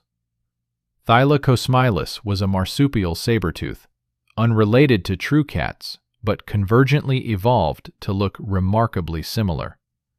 It had elongated canine teeth, a powerful build, and probably similar hunting strategies to the placental saber-tooths. This is a stunning example of convergent evolution. Two completely different groups of mammals evolving on separate continents, independently developing nearly identical solutions to the same problem of how to kill large prey efficiently. When North and South America connected about 3 million years ago in an event called the Great American Interchange, animals from both continents could migrate to the other. Smilodon moved south and encountered Thylacosmilus. The two saber-toothed predators competed for resources. Smilodon won. Thylacosmilus went extinct shortly after the interchange, outcompeted by the placental carnivores from the north. But saber-toothed predators were not the only nightmares of the Cenozoic. Some herbivores evolved to sizes that made them nightmares in their own right. Giant ground sloths are often portrayed as slow, dopey creatures, and that is a misconception that needs to die. Yes, they were related to modern sloths, and yes, modern sloths are famously slow. But giant ground sloths were different animals, living in a different context. Megatherium, the largest of the ground sloths, stood up to 12 feet tall when on its hind legs and weighed as much as 4 tons. That is roughly the size of an elephant. This creature had claws that reached over a foot in length, powerful enough to tear down trees to reach the leaves at the top. Those claws were also powerful enough to disembowel any predator foolish enough to attack. Make no mistake, Megatherium was not defenseless. It was not prey. Adult Megatherium had few natural predators, and the ones that did exist, predators like Smilodon, would have had to think very carefully before attacking such a massive, well-armed animal. There is evidence that some giant ground sloths may have been partially carnivorous, supplementing their plant diet with meat. Fossil analysis of some ground sloth remains suggests they had metabolic signatures consistent with meat eating. If true, this makes them even more terrifying. Imagine a 4-ton omnivore with foot-long claws deciding that you look edible. The Cenozoic produced an incredible diversity of mega-mammals, animals that pushed the limits of how large land mammals could grow. Paraceratherium, which we will discuss in more detail later, was a hornless rhinoceros that stood 18 feet tall at the shoulder and weighed up to 20 tons, making it the largest land mammal ever. Columbian mammoths reached heights of 13 feet and weights of up to 10 tons. Mastodons, giant camels, enormous beavers the size of bears, glyptodonts that looked like Volkswagen Beetles with tails. The Cenozoic was an age of giants. But why did mammals get so large? Several factors contributed. First, the extinction of the dinosaurs removed the previous size limit setters. Dinosaurs had occupied the large herbivore and large predator niches for over 160 million years. With them gone, mammals could evolve to fill those niches without competition. Second, the climate during much of the Cenozoic was favorable for large animals. Warmer temperatures, abundant vegetation, and vast grasslands provided plenty of food for large herbivores, which in turn supported large predators. Third, large size provides advantages: better temperature regulation, defense against predators, ability to access food sources that smaller animals cannot reach, and advantages in competition with other members of the same species. But large size also has disadvantages. Large animals need more food, have longer gestation periods, produce fewer offspring, and are more vulnerable to environmental changes. When the climate began to cool during the Pleistocene epoch, the Ice Age, many of these mega-mammals struggled to adapt. And then humans arrived. The relationship between human arrival and megafauna extinction is one of the most controversial topics in paleontology. But the pattern is clear. Wherever humans spread, large animals tended to go extinct shortly afterward. This happened in Australia, where humans arrived about 50,000 years ago, and giant marsupials went extinct soon after. It happened in the Americas, where humans arrived about 15,000 years ago, and dozens of megafauna species disappeared within a few thousand years. Did humans hunt these animals to extinction? Did human-caused fires and habitat modification destroy their ecosystems? Was it climate change? Was it a combination of all three? The debate continues, but the timing is suspicious. Millions of years of stability, then humans arrive, and suddenly the megafauna disappears. The age of mammals was an age of experimentation, an age of giants, and ultimately an age of loss. The mammals that evolved after the dinosaurs created ecosystems just as diverse and just as filled with nightmare predators as the age of dinosaurs had been. Terror birds with pickaxe beaks, bear dogs that combined power with speed, saber-toothed cats with precision killing apparatus, ground sloths the size of elephants. These creatures proved that mammals were just as capable of being monsters as dinosaurs had been. But they are gone now, almost all of them. The mega-mammals vanished, victims of climate change, human expansion, or both. What we have left are their smaller descendants, the lions, bears, elephants, and whales of today. These animals are impressive in their own right, but they are echoes of something larger, remnants of an age when mammals truly ruled the earth in all their giant, terrible glory. The monsters after the dinosaurs prove that extinction creates opportunity. It proves that evolution never stops, never settles, never runs out of new ideas. It proves that given time and the right conditions, life will always find a way to fill every niche, to explore every possibility, to create forms that are both beautiful and terrifying. And it proves that we, as humans, live in a diminished world. The Earth today is smaller, quieter, less diverse than it was just a few thousand years ago. The monsters are gone, and we are only now beginning to realize what we have lost. The Crocodile Dynasty, 200 million years of perfected killing. There is a saying in paleontology, if it is not broken, do not evolve it. And nothing demonstrates this principle better than crocodilians. While mammals were busy experimenting with saber teeth and birds were trying out being giant flightless killers, crocodiles looked at themselves and said, "We are perfect. We are not changing." And you know what? They were right. Crocodilians have been around for over 200 million years. They survived the Triassic-Jurassic extinction event. They lived alongside the dinosaurs for the entire Mesozoic era. They survived the asteroid impact that killed the dinosaurs. They survived the ice ages. They are still here today, virtually unchanged in their basic body plan, because that body plan is one of the most successful designs in the history of predators. But here is what most people do not realize. Modern crocodiles, as terrifying as they are the runts of the family.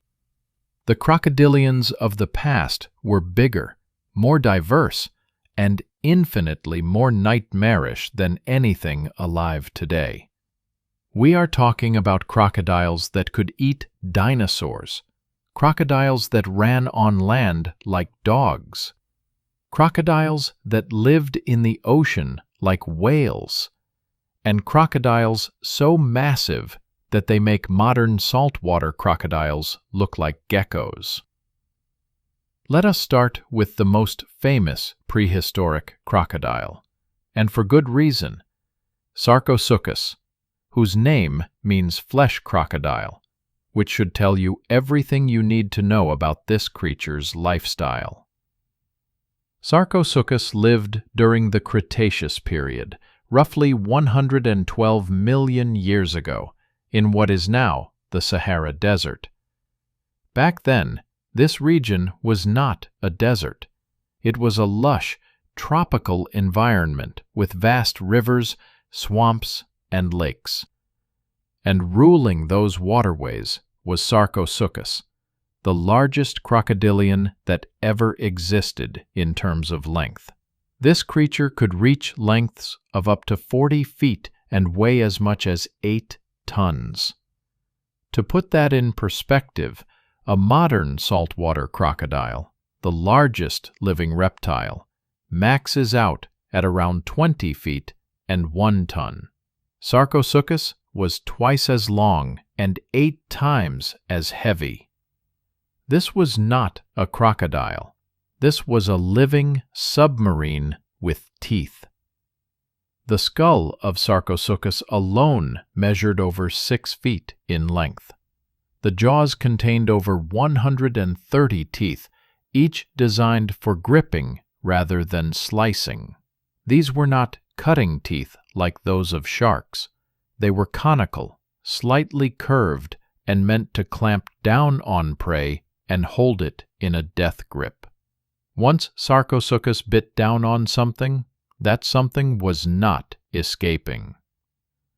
But size and teeth are only part of the story. What made Sarcosuchus truly terrifying was its jaw strength. Studies of crocodilian bite mechanics show that even modern crocodiles have the strongest bite force of any living animal, exceeding 3,700 pounds per square inch in saltwater crocodiles. Now scale that up to an animal 8 times heavier, with a jaw twice as long. We are probably talking about a bite force exceeding 18,000 pounds per square inch. That is enough to crush bone like balsa wood, enough to puncture steel, enough to destroy just about any living creature in a single bite. Sarcosuchus shared its environment with dinosaurs, and not small dinosaurs. We are talking about large theropods and massive sauropods, and there is evidence that Sarcosuchus hunted them. Fossil sites in Niger have revealed Sarcosuchus remains alongside those of various dinosaurs, including large ornithopods and theropods. We have not found direct evidence of Sarcosuchus biting dinosaurs, like bite marks on bones, but the circumstantial evidence is compelling. An 8-ton crocodile living in the same rivers as dinosaurs would absolutely hunt them. Dinosaurs need water. They would come to rivers and lakes to drink, and waiting in those waters would be Sarcosuchus, patient and invisible, just like modern crocodiles. Imagine being a young sauropod, maybe only a few tons in weight, still growing into the massive size your species is famous for. You are thirsty after a long day of eating vegetation in the hot Cretaceous sun.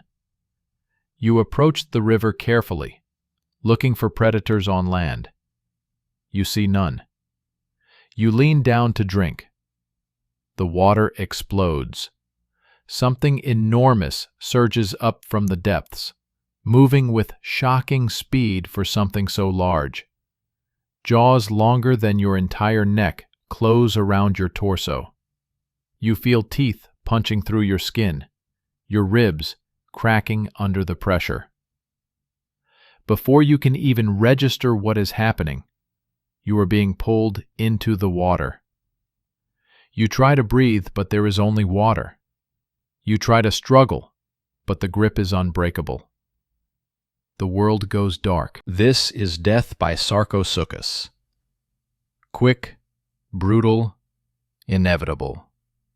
But Sarcosuchus was not the only supersized crocodilian. North America had its own nightmare crocodile, Dinosuchus, the terror crocodile. And in some ways, this creature was even scarier than Sarcosuchus.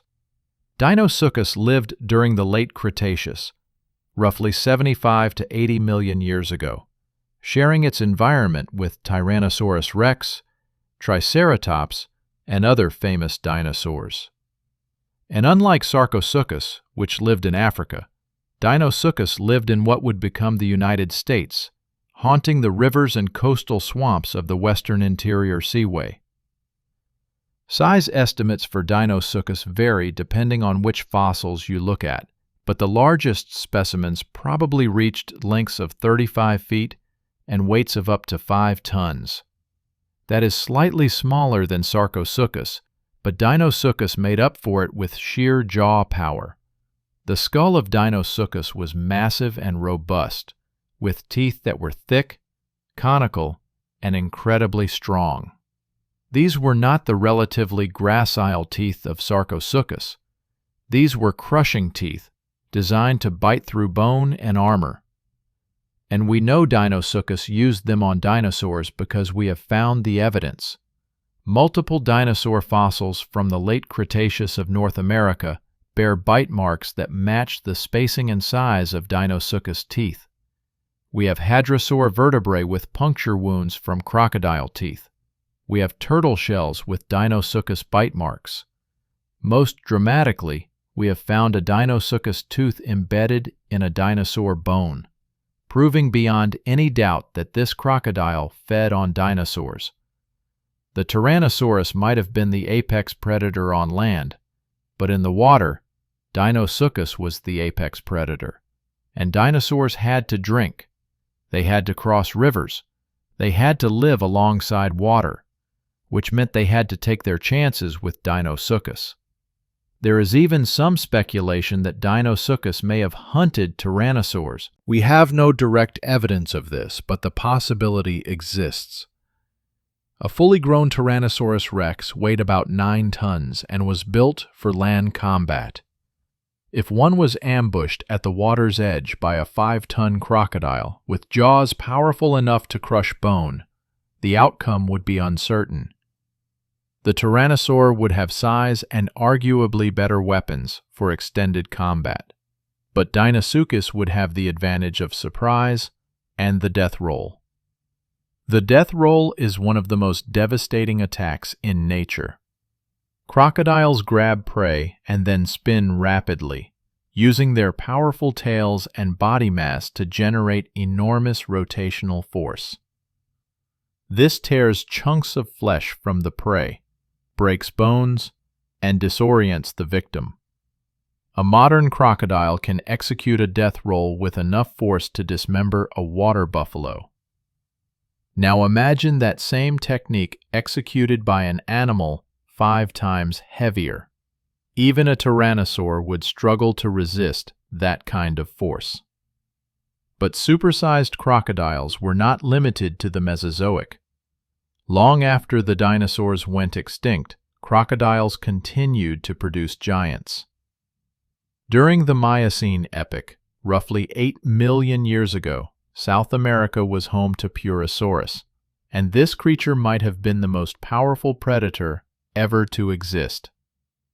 Purosaurus was a caiman, related to the modern caimans that still inhabit South American rivers, but scaled up to absolutely monstrous proportions.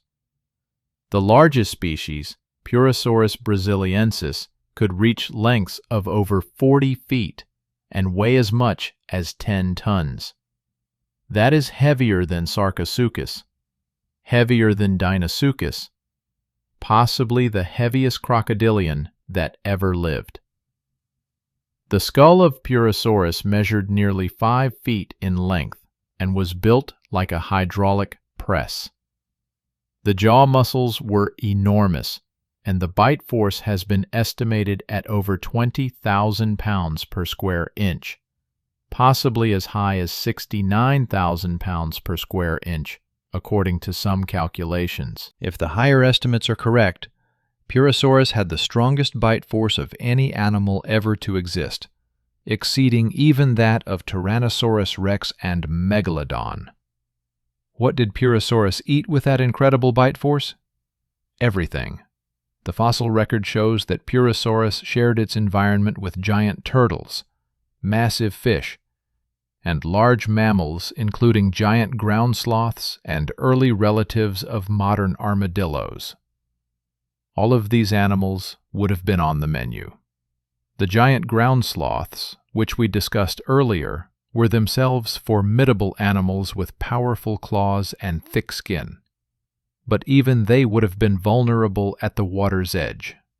Imagine a megatherium coming to a river to drink. The sloth is wary. It knows there are predators in these waters. But it is thirsty and it must drink. It wades in, just a few feet, keeping most of its body on land. That is when Purosaurus strikes. 10 tons of reptile explodes from the water, jaws open wide. The sloth tries to react, swinging its claws, but it is too late. Those jaws close around the sloth's neck with 20,000 pounds of force. The neck vertebrae shatter instantly.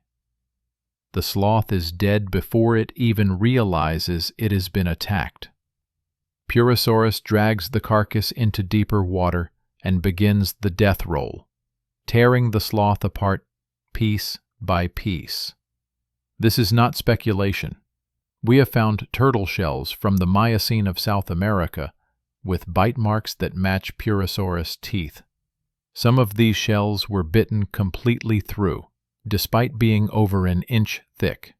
Whatever Purosaurus wanted to eat, it ate. But giant size was not the only trick in the crocodilian playbook.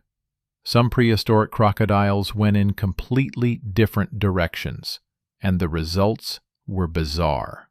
During the Cretaceous period, the same time that Sarcosuchus and Deinosuchus were dominating waterways, other crocodilians were experimenting with terrestrial lifestyles. We are talking about crocodiles that lived primarily on land, hunting in a manner more similar to wolves or big cats than to modern crocodiles. Caprosuchus, which lived in what is now Niger about 95 million years ago, was one of these terrestrial crocodiles. It was relatively small for a crocodile, only about 20 feet long, but it was built for a very different lifestyle than its aquatic cousins. Caprosuchus had long legs positioned more vertically under its body, rather than the splayed posture of modern crocodiles. This allowed it to run, really run, chasing down prey on land rather than ambushing from the water. It had a deep skull with large teeth, including a pair of enlarged canines that protruded upward from the lower jaw like tusks. This has earned it the nickname boar croc, though it was far more dangerous than any boar. The tusks were probably used for display and combat with other members of its species, but the other teeth were all business. Caprosuchus had sharp, interlocking teeth designed for slicing through flesh, very different from the conical gripping teeth of most crocodilians. This suggests it hunted and killed more like a mammalian predator, using its teeth to inflict devastating slashing wounds. Imagine walking through a Cretaceous forest and encountering Caprosuchus.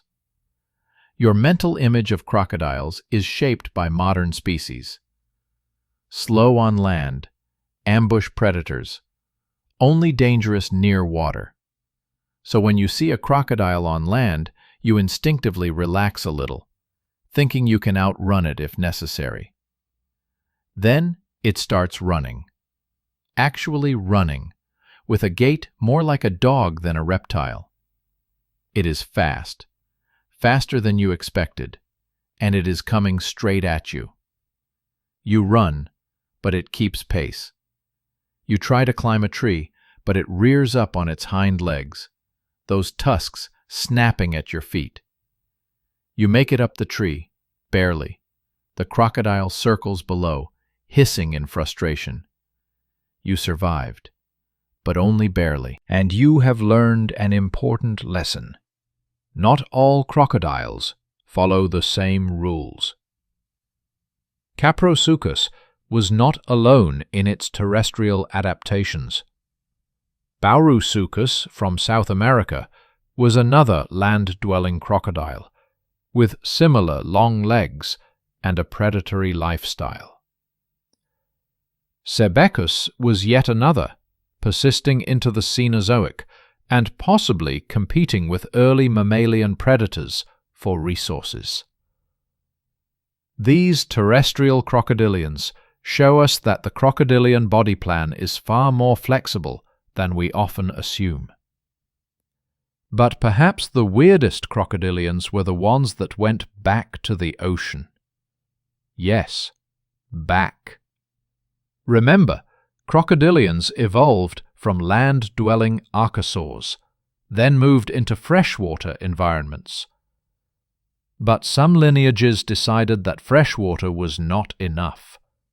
They wanted the ocean. The Thalattosuchians were marine crocodiles that lived during the Jurassic and early Cretaceous periods. They evolved streamlined bodies, flipper-like limbs, and tails that were modified into vertical flukes like those of sharks and ichthyosaurs. These were not freshwater animals. They lived in the open ocean, hunting fish, squid, and probably marine reptiles. The most extreme of these marine crocodiles was Metriorhynchus, which had completely lost the armor plating that covers most crocodilians. Its skin was smooth and flexible, allowing for more efficient swimming. It had large eyes, adapted for seeing in the relatively dark waters of the deep ocean. And it had teeth that were sharp and recurved, perfect for grabbing slippery prey. Metriorhynchus probably hunted like modern dolphins, using speed and agility to chase down fast-moving prey. It was not a giant. Most species were only about 10 to 15 feet long. But in its own environment, it was a successful predator that managed to survive for millions of years before going extinct during the Cretaceous. The diversity of crocodilians throughout history is staggering. We have had giant river crocodiles, ocean-going crocodiles, land-running crocodiles, crocodiles with hooves instead of claws, herbivorous crocodiles, and everything in between. The basic crocodilian body plan has been modified and adapted to fill nearly every possible niche. And yet, despite all this diversity, the most successful crocodilians have always been the ones that stuck closest to the original design. Ambush predators in freshwater environments, with armor plating, powerful jaws, and a semi-aquatic lifestyle. This is the formula that has allowed crocodilians to survive for over 200 million years, outlasting the dinosaurs, the megamammals, and countless other groups that rose and fell. Modern crocodilians are the survivors, the inheritors of a legacy that spans the entire age of dinosaurs and beyond. Saltwater crocodiles in Australia and Southeast Asia, Nile crocodiles in Africa, American alligators in the United States, caimans in South America. These animals are living fossils, time travelers from the Mesozoic, barely changed from their ancient ancestors. And they are still apex predators. In their environments, they still dominate. A large saltwater crocodile is one of the most dangerous predators alive, capable of killing water buffalo, sharks, and even the occasional human unfortunate enough to enter its territory. They hunt with the same patient, explosive ambush strategy that their ancestors used to hunt dinosaurs. They use the same death roll to tear apart their prey. They have the same armored hide that makes them nearly invulnerable to attack. Crocodilians teach us that sometimes the best strategy is to find something that works and stick with it. Evolution does not always favor complexity or specialization. Sometimes the generalist survives while the specialist goes extinct. Sometimes the simple, robust design outlasts the clever, specialized one. The crocodilian dynasty has lasted for 200 million years and shows no signs of ending. While mammals experimented with increasingly bizarre forms and often drove themselves to extinction through over-specialization, crocodilians stayed the course. They are smaller now than their prehistoric ancestors, but that is a response to a changing world, not a sign of failure. In fact, by being smaller, modern crocodilians are probably more resilient and adaptable than the giants of the past. But we should not forget those giants: Sarcosuchus, Deinosuchus, Purosaurus. These creatures were among the most powerful predators ever to exist.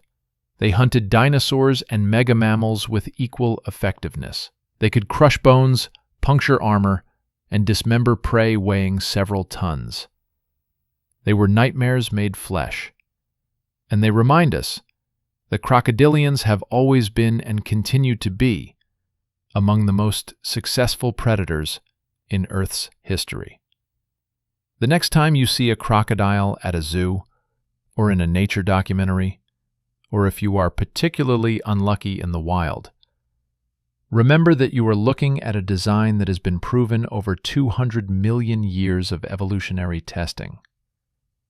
Remember that this creature's ancestors hunted dinosaurs. Remember that the basic body plan you are looking at has survived multiple mass extinctions and ice ages. And remember to keep your distance, because that crocodile might be smaller than Sarcosuchus or Deinosuchus, but it is still a perfected killing machine, honed by millions of years of evolution. And it does not need to be 40 feet long to ruin your day.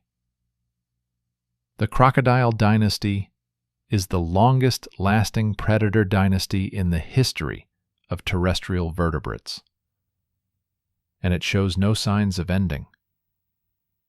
That alone should tell you something about the crocodilian design. When evolution gets something right, really right, it does not need to change it. Crocodiles looked at all the fancy experiments evolution was trying: saber teeth, massive size, specialized diets, complex social behavior, and said, "No thanks. We will just stick with being armored, patient, incredibly powerful, and willing to eat absolutely anything that comes too close to the water." And that strategy has worked for 200 million years, That strategy will probably keep working for another 200 million years, long after humans have come and gone. The crocodiles will remain. They always do. Just forgotten titans, giant amphibians and reptiles. The story, when we think of prehistoric monsters, our minds immediately jump to dinosaurs, or maybe saber-toothed cats, or perhaps giant sharks. But there is an entire category of creatures that rarely gets the attention it deserves, animals that dominated their worlds for millions of years but have been largely forgotten by popular culture. We are talking about the giants that existed in the gaps, the creatures that thrived between the major dynasties of Earth's rulers. Giant amphibians that would make a crocodile nervous, millipedes the size of automobiles, snakes that could swallow a cow whole, monitor lizards that hunted humans. These are the forgotten titans, and their stories are just as terrifying as anything the dinosaurs could offer. Let us begin in the Permian Period, before the dinosaurs, before the gorgonopsids we discussed earlier, in a time when amphibians were still experimenting with just how large they could grow. Today, amphibians are small. The largest living amphibian is the Chinese giant salamander, which can reach lengths of about 6 feet and weights of around 140 pounds. That is impressive for a salamander, but it is nothing compared to what amphibians achieved in the past. 5. Prionosuchus was a giant amphibian that lived during the Permian Period in what is now Brazil, roughly 270 million years ago. This creature looked like a crocodile that had been stretched out to impossible proportions, reaching lengths of up to 30 feet. Yes, you read that correctly. 30 feet. A salamander-crocodile hybrid, the length of a school bus. Prionosuchus had an elongated skull, nearly 3 feet long, filled with sharp, conical teeth. Its body was long and flexible, with relatively short legs that were probably more useful for steering than for walking. This was primarily an aquatic predator, spending most of its time in the rivers and swamps of Permian Brazil. But here is what makes Prionosuchus particularly interesting from an evolutionary perspective. It was a temnospondyle, a member of a group of amphibians that were incredibly diverse and successful for over 200 million years. Temnospondyls experimented with every possible amphibian lifestyle, fully aquatic, fully terrestrial, and everything in between. Some were tiny, no bigger than your hand. Others, like Prionosuchus, were enormous. The hunting strategy of Prionosuchus was probably similar to that of modern crocodiles. Ambush predation combined with a powerful bite. It would lurk in murky water, nearly invisible, waiting for prey to come close. When a fish, a smaller amphibian, or even an early reptile came within range, Prionosuchus would strike with shocking speed, those jaws clamping down with enough force to crush bones. But Prionosuchus had a limitation that modern crocodiles do not have. It still needed to return to water regularly to keep its skin moist. Amphibians, even giant ones, are tied to water in a way that reptiles are not. Their skin is permeable and loses moisture easily. This means Prionosuchus could not venture far from water, limiting its hunting range. Despite this limitation, Prionosuchus was successful for millions of years. proving that the amphibian body plan could support truly massive predators. It was only when the Permian-Triassic extinction event occurred that Prionosuchus and most of its relatives went extinct, unable to cope with the catastrophic environmental changes. But before we leave the world of giant amphibians, we need to talk about the temnospondyls that persisted after the Permian extinction, because some of them became even more specialized and bizarre. Mastodosaurus, despite its name, was not related to mastodons or elephants. It was a temnospondyl that lived during the Triassic period, after the Great Dying, in a world still recovering from the worst extinction event in history. And it was massive. Mastodosaurus had a skull that measured over 4 feet in length, making it one of the largest headed amphibians ever to exist.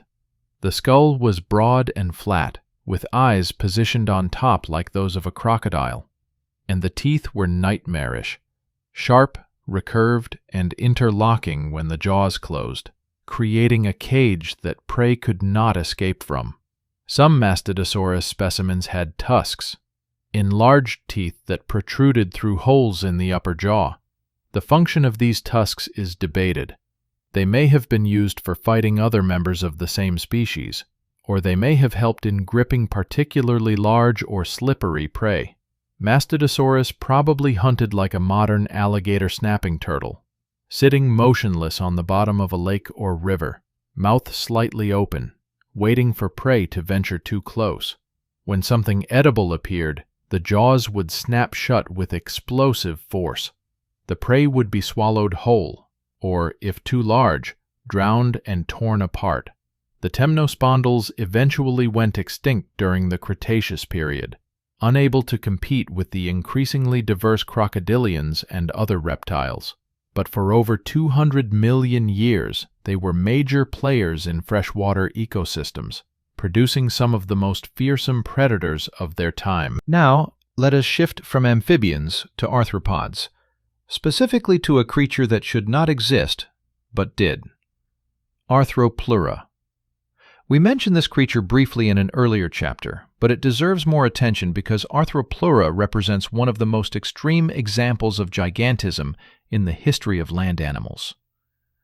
Arthropleura was a millipede that lived during the Carboniferous period, roughly 340 to 280 million years ago. During this time, oxygen levels in Earth's atmosphere were significantly higher than they are today, potentially as high as 35% compared to our current 21%. This oxygen-rich atmosphere allowed insects and other arthropods to grow to sizes that would be impossible in today's world. And Arthropleura took full advantage of this opportunity. This millipede could reach lengths of over 8 feet and widths of nearly 2 feet. Imagine a millipede as long as a tall human is tall, and as wide as a large dog. Now imagine it scuttling toward you on its hundreds of legs, making a sound like rain on a metal roof. The good news is that Arthropleura was probably a herbivore or detritivore, feeding on rotting plant material and possibly living plants. The bad news is that we are not entirely certain about this. Its mouth parts were not well preserved in the fossil record, so we cannot say with absolute confidence what it ate. There is a small possibility that Arthropleura was omnivorous, or even carnivorous, using its massive size and powerful body to overpower prey. Even if Arthropleura was a herbivore, encountering one would be a terrifying experience. The sheer size and alien appearance would trigger every instinctive fear response in the human brain. And if you accidentally stepped on one or threatened it, it might defend itself.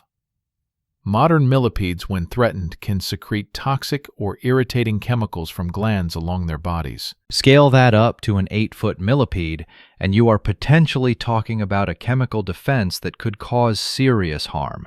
The forests of the Carboniferous period were alien worlds, filled with giant insects and arthropods.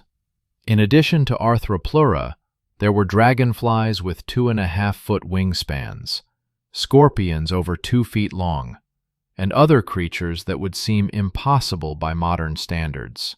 Walking through a Carboniferous forest would be like walking through a nightmare designed by someone with a phobia of insects. But, as oxygen levels declined during the Permian Period, these giant arthropods could no longer sustain their massive bodies. Arthropleura and its relatives went extinct, and no millipede has approached its size since. The age of giant arthropods ended, and vertebrates took over as the dominant large animals. Fast forward millions of years, past the age of dinosaurs, past the rise of mammals, to a time much more recent in geological terms, the Paleocene epoch, roughly 60 million years ago. The dinosaurs were gone, but the world was still producing monsters. And one of those monsters was a snake that redefined what reptiles could achieve. Titanoboa is a name that needs no translation. Titan boa, the enormous snake, and it lived up to that name in every possible way.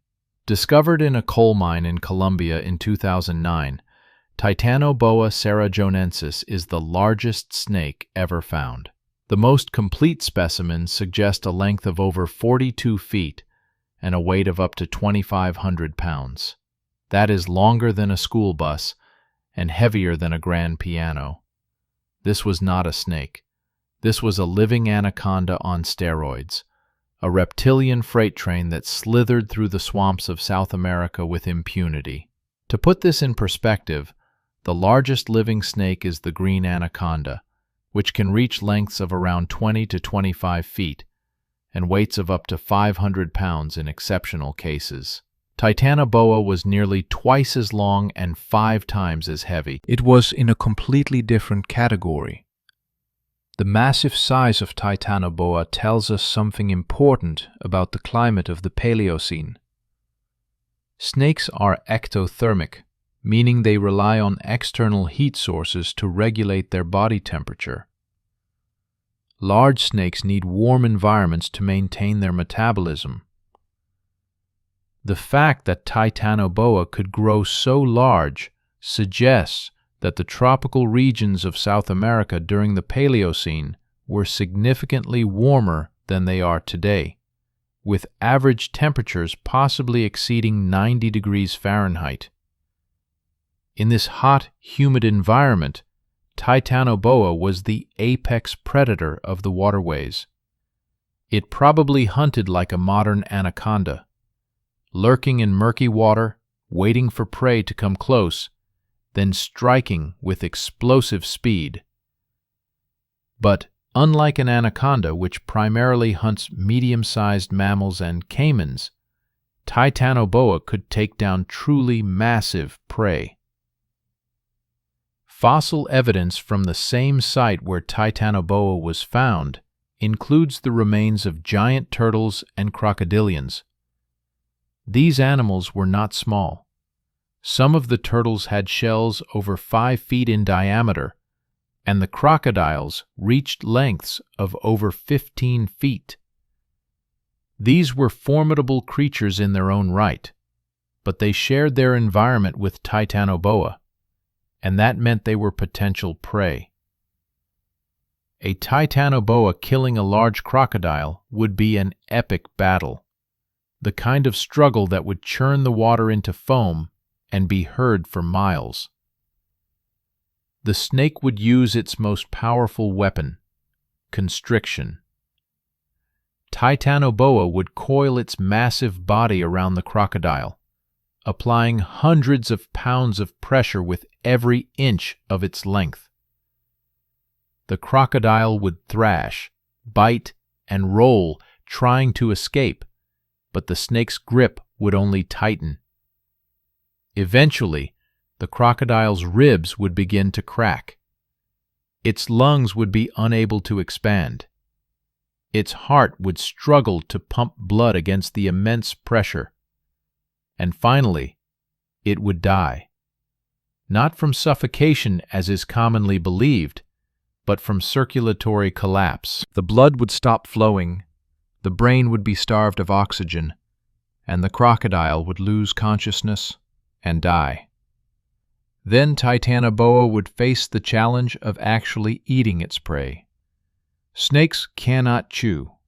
They must swallow their food whole. Titanoboa had a massively flexible jaw that could dislocate and stretch to accommodate enormous prey. The process of swallowing a 15-foot crocodile would take hours, maybe days. The snake's body would stretch obscenely as it worked the massive meal down its throat, inch by inch, using rhythmic muscular contractions. Once swallowed, the crocodile would be digested slowly by powerful stomach acids. Titanoboa might not need to eat again for months after such a large meal.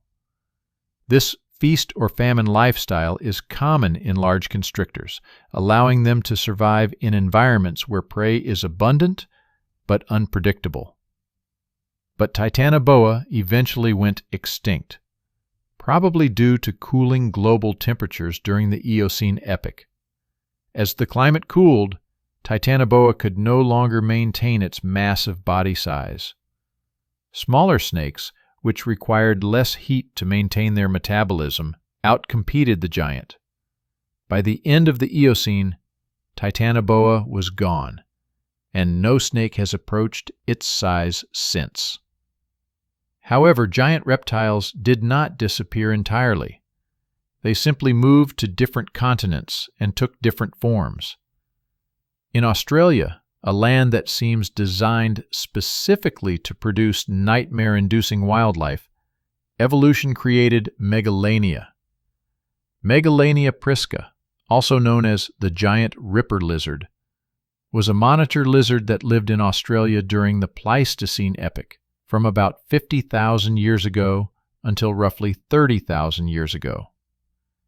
And here's the truly terrifying part. Megalania lived alongside humans. The Aboriginal peoples of Australia would have encountered these creatures, and those encounters would have been absolutely horrifying. Megalania could reach lengths of up to 23 feet and weights of up to 4,000 pounds, making it the largest terrestrial lizard ever to exist. That is roughly the size of a large saltwater crocodile, but with a very different body plan. Where crocodiles are low to the ground and primarily aquatic, Megalania was a land-dwelling predator with long legs that held its body off the ground, allowing it to move with surprising speed. The skull of Megalania was built for killing. It had dozens of sharp, serrated teeth that were curved backward, designed for slicing through flesh. These teeth were replaced continuously throughout the animal's life, just like in modern monitor lizards. And here is where things get particularly nightmarish. There is evidence that Megalania, like modern Komodo dragons, may have had venomous saliva. Modern Komodo dragons have venom glands in their lower jaws that produce a cocktail of toxic proteins, including anticoagulants that prevent blood clotting. When a Komodo bites prey, it injects this venom into the wound. The prey might escape initially, but the venom causes the wound to bleed continuously and prevents healing. The victim weakens from blood loss, and the Komodo simply follows at a leisurely pace, waiting for the prey to collapse. If Megalania had similar venom, and the evidence suggests it might have, then it would combine the advantages of size, strength, speed, and biochemical warfare. A bite from Megalania would not need to be immediately fatal. The lizard could bite once, retreat to safety, and then track its wounded prey for hours or days until it finally collapsed from blood loss and infection. Now imagine being an Aboriginal Australian 40,000 years ago. You are hunting with your tribe, tracking a kangaroo through the bush.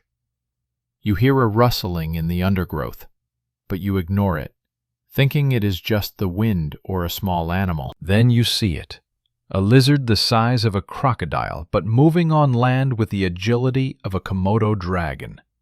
Its tongue flicks out, tasting the air, sensing your presence. Its eyes lock onto yours. It starts moving toward you, not running, just walking with terrible purpose. You run. You and your tribe scatter, trying to confuse the predator. But Megalania has chosen a target, the slowest member of your group, perhaps an older individual or a child. It pursues with steady determination, and when it gets close enough, it lunges forward with shocking speed, jaws open wide. The bite is quick, almost surgical. The victim screams and fights back, managing to escape the initial grip. The tribe regroups, helping the injured member, trying to stop the bleeding. But the wound bleeds and bleeds, refusing to clot properly. By nightfall, the victim is weak, feverish, struggling to stay conscious. And somewhere in the darkness, Megalania is following, waiting. By morning, it is over. This is not fantasy.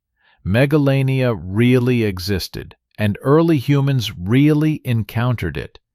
Aboriginal Dreamtime stories include references to giant lizards, suggesting that cultural memory of Megalania persisted long after the creature went extinct. Some researchers speculate that human hunting pressure combined with climate change at the end of the Ice Age drove Megalania to extinction, just as it did with so many other megafauna species.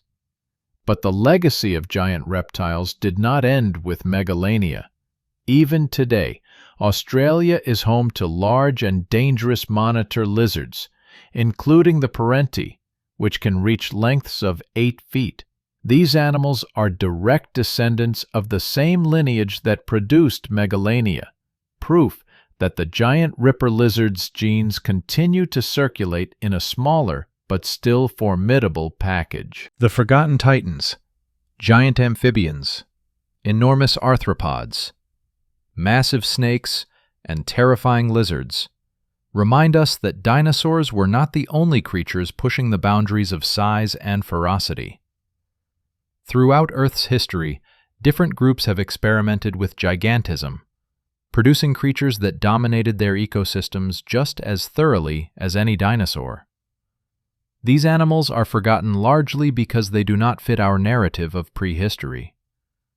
We have a cultural story about dinosaurs ruling the earth, then mammals taking over. But between and around these major dynasties, other creatures thrived, evolved, and created their own empires of terror. Prionosuchus proves that amphibians, often thought of as transitional or primitive, could produce predators that rivaled crocodiles.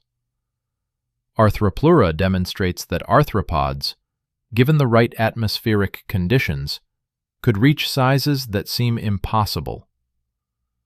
Titanoboa shows that snakes, typically thought of as relatively small predators, could grow to dimensions that would allow them to hunt crocodiles and other large reptiles. And Megalania reminds us that even in relatively recent times, the Earth hosted reptilian predators that could threaten humans. Each of these forgotten titans teaches us something about evolution's creativity and relentlessness. Given time and opportunity, life will always find a way to fill available niches. If there is an ecological role for a 30-foot amphibian, evolution will create one. If atmospheric conditions allow for 8-foot millipedes, they will appear. If tropical swamps provide enough food for a 40-foot snake, such a snake will evolve. And equally important, these creatures teach us about extinction. Every single forgotten titan we have discussed is now gone. The giant amphibians could not survive the Permian extinction and the rise of reptiles. The enormous arthropods disappeared when oxygen levels declined. Titanoboa went extinct when global temperatures cooled. Megalania vanished when humans arrived and the climate changed. Size is not a guarantee of survival. In fact, large size is often a liability when environments change. Big animals need more food, have fewer offspring, and cannot adapt as quickly as smaller species. The forgotten titans were magnificent in their time, but their time ended, and they left only fossils and memories behind. The world today is diminished by their absence. Imagine if we could still encounter Titanoboa in the swamps of South America, or if Megalania still prowled the Australian outback. These creatures would be tourist attractions, subjects of endless documentaries, sources of fear and fascination. But they are gone, and we can only reconstruct them from fragmentary fossils and educated guesses. The forgotten titans are gone, but they should not be forgotten. They earned their place in the pantheon of Earth's monsters, and their stories deserve to be told. The sky monsters, flying terrors beyond pterosaurs. When we think of prehistoric flying creatures, one group immediately comes to mind: pterosaurs. Those magnificent flying reptiles that soared through Mesozoic skies alongside dinosaurs have captured our imagination for generations. Quetzalcoatlus, with its giraffe-like height and airplane-like wingspan, has become an icon of prehistoric life. But here is what most people do not realize. Pterosaurs were not the only flying monsters in Earth's history. Not by a long shot. After the pterosaurs went extinct along with the non-avian dinosaurs, birds took over the skies and produced their own lineup of aerial nightmares.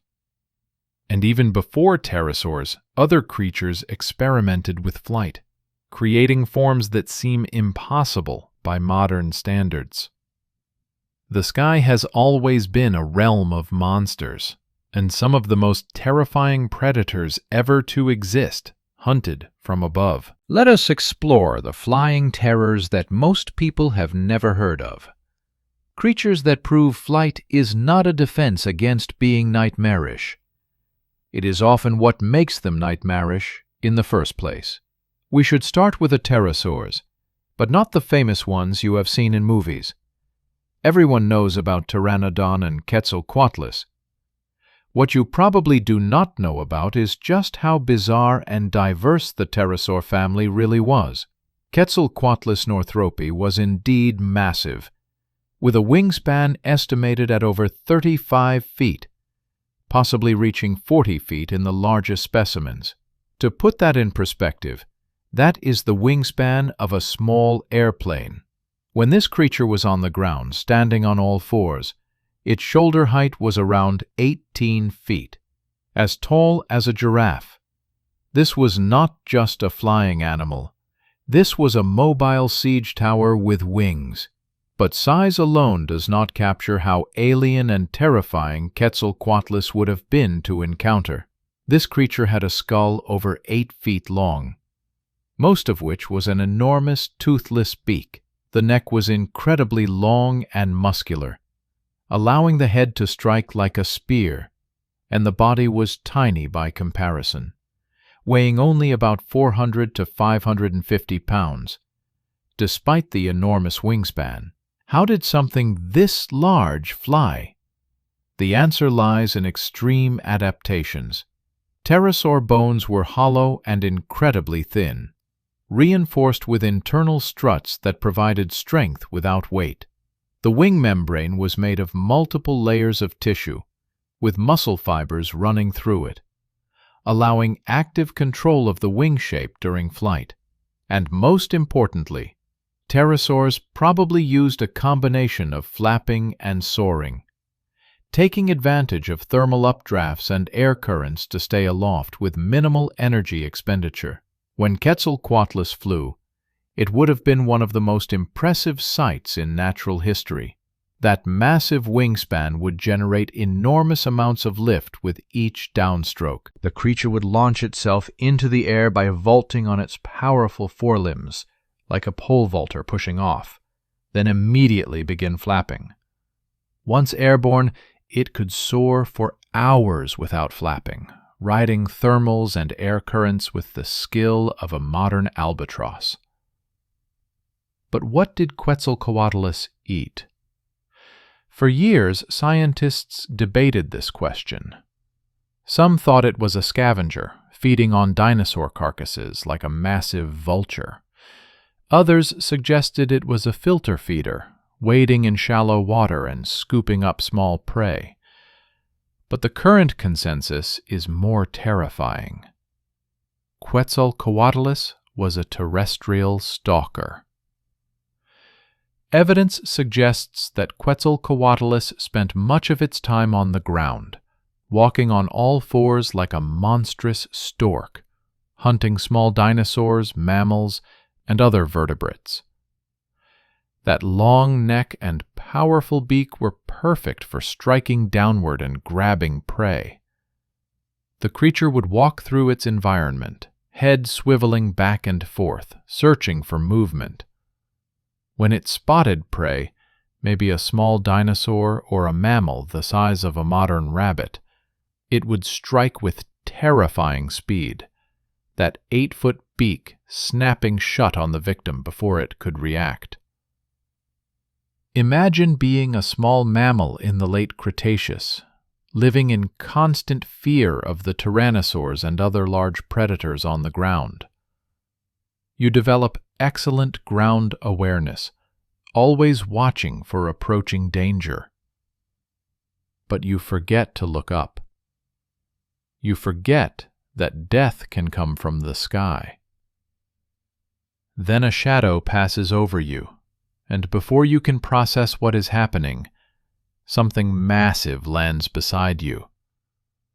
A beak longer than your entire body stabs down, and everything goes dark. This is death by Quetzalcoatlus.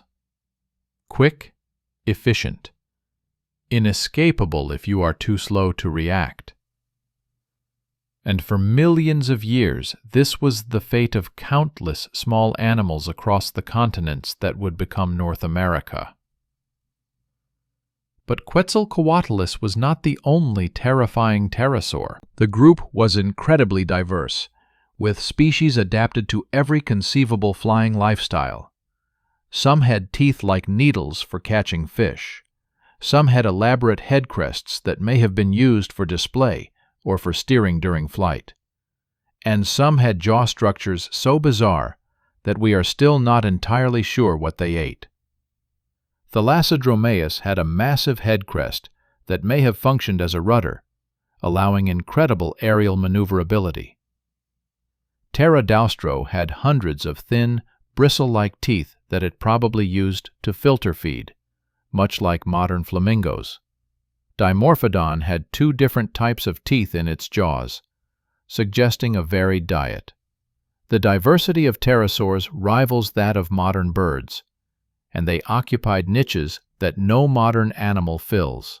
But the asteroid impact that ended the Cretaceous killed off all the pterosaurs. Every single species, from the massive azhdarchids like Quetzalcoatlus to the tiny insectivores no bigger than sparrows, went extinct. The skies were suddenly empty of large flying reptiles. But nature abhors a vacuum, and birds were ready to fill that void.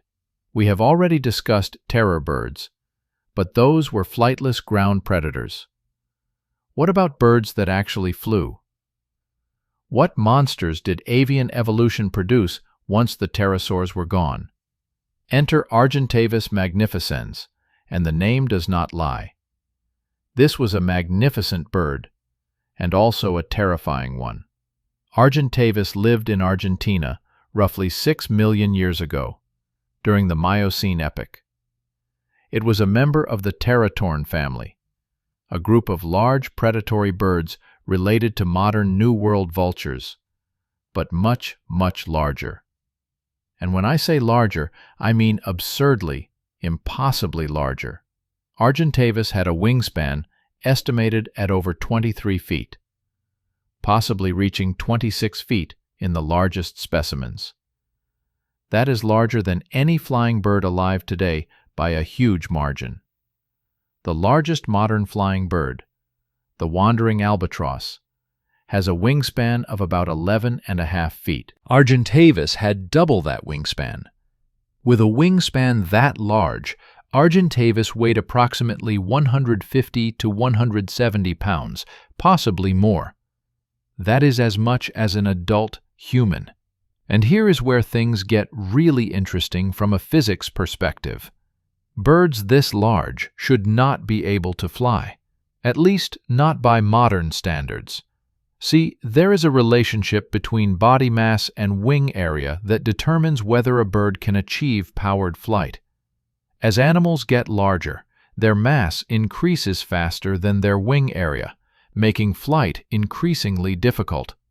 Modern birds that approach the size of Argentavis, like large pelicans and condors, are right at the edge of what is physically possible. They need very specific conditions to take off: strong winds, downhill slopes, or running starts. Argentavis was significantly larger than these birds, yet it clearly flew. How? The answer probably lies in the atmospheric conditions of the Miocene. Air density may have been slightly different, and Argentavis probably lived in regions with strong, consistent thermal updrafts. Once airborne, it likely rarely flapped, instead soaring for hours on end, covering vast distances in search of food. But taking off would have been a challenge.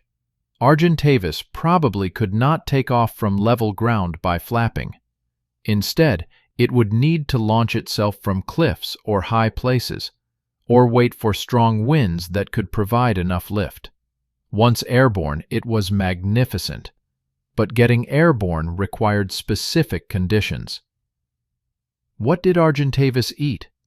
The beak structure suggests it was a predator and scavenger, probably feeding on medium-sized mammals. Some scientists think it may have hunted like a modern secretary bird, walking on the ground and striking at prey with its powerful beak. Others think it primarily scavenged, soaring vast distances in search of carcasses. The most terrifying theory is that Argentavis hunted from the air, spotting prey from altitude and then diving down to strike. A 170-pound bird dropping from the sky at terminal velocity would hit with tremendous force. The impact alone might stun or kill prey, after which Argentavis could use its powerful beak to finish the job. Imagine being a small horse-like mammal in Miocene Argentina.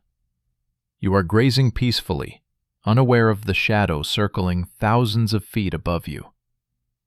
Argentavis spots you from over a mile away, its sharp eyes locking onto your movement. It adjusts its wings and begins to dive. The dive builds speed quickly. Air rushes past those massive wings. Argentavis is not built for speed like a falcon, but it does not need to be. Gravity does most of the work. As it approaches terminal velocity, over 100 miles per hour, it adjusts its trajectory, aiming directly at you. You hear nothing until the last second, a sound like rushing wind. You look up. The last thing you see is a wingspan wider than you are tall, talons extending, and a beak the size of your head. Then, impact. The force breaks your back instantly. Before you can even process the pain, that beak closes around your neck, and everything ends. This may seem like speculation, but modern raptors hunt this way. Golden eagles kill prey significantly larger than themselves by diving and striking with their talons. Scale that up to a bird with a 25-foot wingspan, and you have a creature capable of killing prey approaching its own size. Argentavis went extinct roughly 6 million years ago, probably due to changing climate conditions that disrupted the thermal currents it relied on for soaring. Without reliable updrafts, Argentavis could not efficiently hunt or travel, and it disappeared, leaving behind only fragmentary fossils and the knowledge that birds once ruled the skies with the same dominance that pterosaurs had achieved. But Argentavis was not the only giant bird to take to the skies. There were others, some even more recently, some so recent that humans definitely encountered them. Haast's eagle, which we mentioned briefly earlier, deserves more attention because it represents one of the most dramatic examples of rapid evolution and extreme predatory adaptation in the bird world. Haast's eagle lived in New Zealand until roughly 600 years ago, going extinct shortly after the arrival of Polynesian settlers. This eagle had a wingspan of up to 10 feet, which does not sound that impressive compared to Argentavis or even modern sea eagles. But wingspan is not what made Haast's eagle terrifying. What made it terrifying was its weight, its build, and its prey. Haast's eagle weighed up to 33 pounds in females, which were larger than males. That makes it the heaviest eagle known to have existed, and it was built like a missile designed specifically to kill the largest prey possible. The talons of Haast's eagle were enormous, comparable in size to those of a tiger. These were not fishing talons or small mammal-catching talons. These were weapons designed to pierce thick hide and sever spinal cords. The beak was large and powerful, capable of tearing through flesh and breaking bones. And what did Haast's eagle hunt with these weapons? Moa. Giant flightless birds that could weigh over 500 pounds and stand over 12 feet tall. Haast's eagle, weighing 30 pounds, hunted prey that was 15 times heavier than itself. The hunting strategy was devastating. Haast's eagle would perch on high points or soar over the landscape, scanning for moa. When it spotted one, it would dive at speeds exceeding 50 miles per hour, approaching from behind to avoid detection. At the last moment, it would extend its talons forward and strike the moa in the pelvis or lower back with tremendous force. The impact would drive those massive talons deep into the moa's body, often severing the spinal cord or puncturing vital organs. The moa would collapse instantly or within seconds, its legs paralyzed or its internal organs hemorrhaging. The eagle would then use its powerful beak to deliver killing bites to the head and neck, ensuring the prey was dead before beginning to feed. This was not scavenging. This was not opportunistic predation. This was a bird that actively hunted animals 15 times its size, and did so with lethal efficiency. Haast's eagle was, pound for pound, possibly the most fearsome aerial predator ever to exist. And here is the truly sobering part.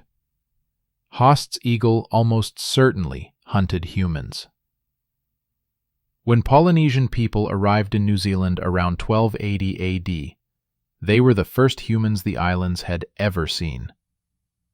The fauna of New Zealand had evolved without mammalian predators, and animals like the moa had no instinctive fear of humans. This made them easy prey for the human hunters. And within 200 years, the moa were extinct. But during those 200 years, Haast's eagle would have encountered humans. And to a Haast's eagle, a human would look like prey. We are roughly the right size, slower than moa, and significantly less dangerous. There are Maori legends about the pouakai, a giant bird that would swoop down and carry off children. These legends almost certainly refer to Haast's eagle. A child wandering away from a village would be a perfect target. The eagle would strike from behind, talons driving into the child's back, puncturing lungs and severing the spine. Death would be nearly instantaneous. The eagle might try to carry the body away, though a human child would be near the upper limit of what it could lift. More likely, it would feed on sight, using its powerful beak to open the body and access the soft tissues inside. This is not speculation designed to sensationalize.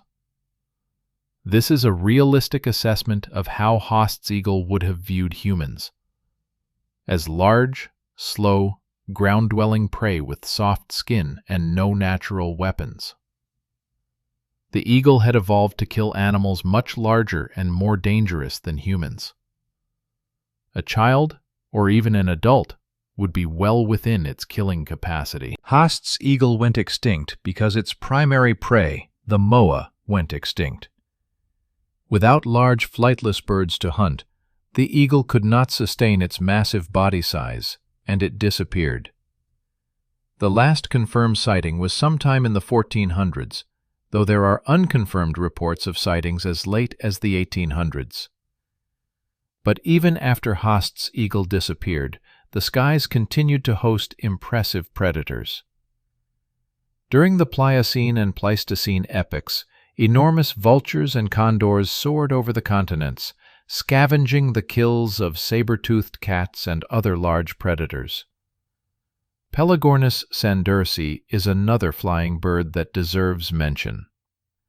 This bird lived roughly 25 million years ago and had a wingspan estimated at 20 to 24 feet, rivaling that of Argentavis. But what made Pelagornis unique was its teeth. Well, they were not actually teeth. They were bony projections from the jaw that looked like teeth and functioned like teeth, but they were not true teeth in the technical sense. These pseudo-teeth lined both the upper and lower jaws, creating a jagged, saw-like bite that was perfect for grabbing slippery prey like fish and squid. Pelagornis was a seabird, soaring over oceans and snatching prey from the water's surface. It probably hunted like a modern albatross, covering vast distances over open ocean, rarely coming to land except to nest. With its enormous wingspan, it could soar for days without flapping, riding wind currents and covering hundreds of miles in search of schools of fish. The pseudo-teeth were an evolutionary innovation that appears to have been quite successful. The Pelagornithids, the family that includes Pelagornis, lasted for over 50 million years and produced numerous species, some even larger than Pelagornis sandursi. These were the masters of the open ocean, filling a niche that no modern bird completely fills. But like Argentavis, the giant Pelagornithids eventually went extinct, probably due to competition with more efficient seabirds and changes in ocean productivity. The last species disappeared roughly 2.5 million years ago, leaving the oceans to smaller but more maneuverable seabirds. The sky monsters of Earth's past teach us several important lessons. First, flight does not limit size as much as we might think. Given the right conditions, flying animals can reach truly massive proportions, rivaling or exceeding the size of many ground-dwelling predators. Second, aerial predators can be just as deadly as terrestrial ones. The ability to strike from above, to attack with the added force of gravity, and to escape quickly after a kill makes flying predators incredibly efficient. Birds like Haast's eagle proved that even relatively small flyers can kill prey many times their size. Third, the sky is not a safe place, and it never has been. Throughout Earth's history, the air has been patrolled by creatures with excellent vision, incredible speed, and deadly weapons. Looking up was just as important as looking around for any animal trying to avoid predation. And finally, flight is not a guarantee of survival. Despite their incredible adaptations and evolutionary success, the sky monsters eventually went extinct. Pterosaurs disappeared in the same extinction event that killed the dinosaurs. Giant birds like Argentavis and Haast's eagle could not adapt to changing climates and declining prey populations. Even the successful pelagornithids eventually lost out to competition. The skies today are patrolled by impressive birds: eagles, condors, albatrosses, and hawks. These are magnificent predators in their own right, and they deserve respect and admiration. But they are shadows of what once flew. The true sky monsters are gone, preserved only in fossils and scientific reconstructions. When you look up at a bird soaring overhead, remember that the skies were once filled with creatures that would dwarf that bird. Creatures with wingspans measured in tens of feet. Creatures capable of killing prey many times their own size. Creatures that ruled the air with the same authority that dinosaurs ruled the land. The sky monsters were real, and they were magnificent, and their absence has left the world a smaller, tamer, less awesome place. The mammal weirdos, nature's strangest experiments.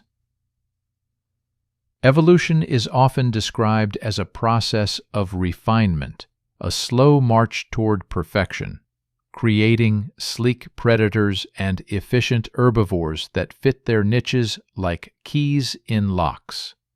But anyone who has actually studied paleontology knows that this is a sanitized version of the truth. Evolution is messy, chaotic, and frequently bizarre. It tries things that make no sense. It creates animals that look like they were designed by a committee that could not agree on what the creature was supposed to be. And nowhere is this more evident than in the mammals of the Cenozoic era.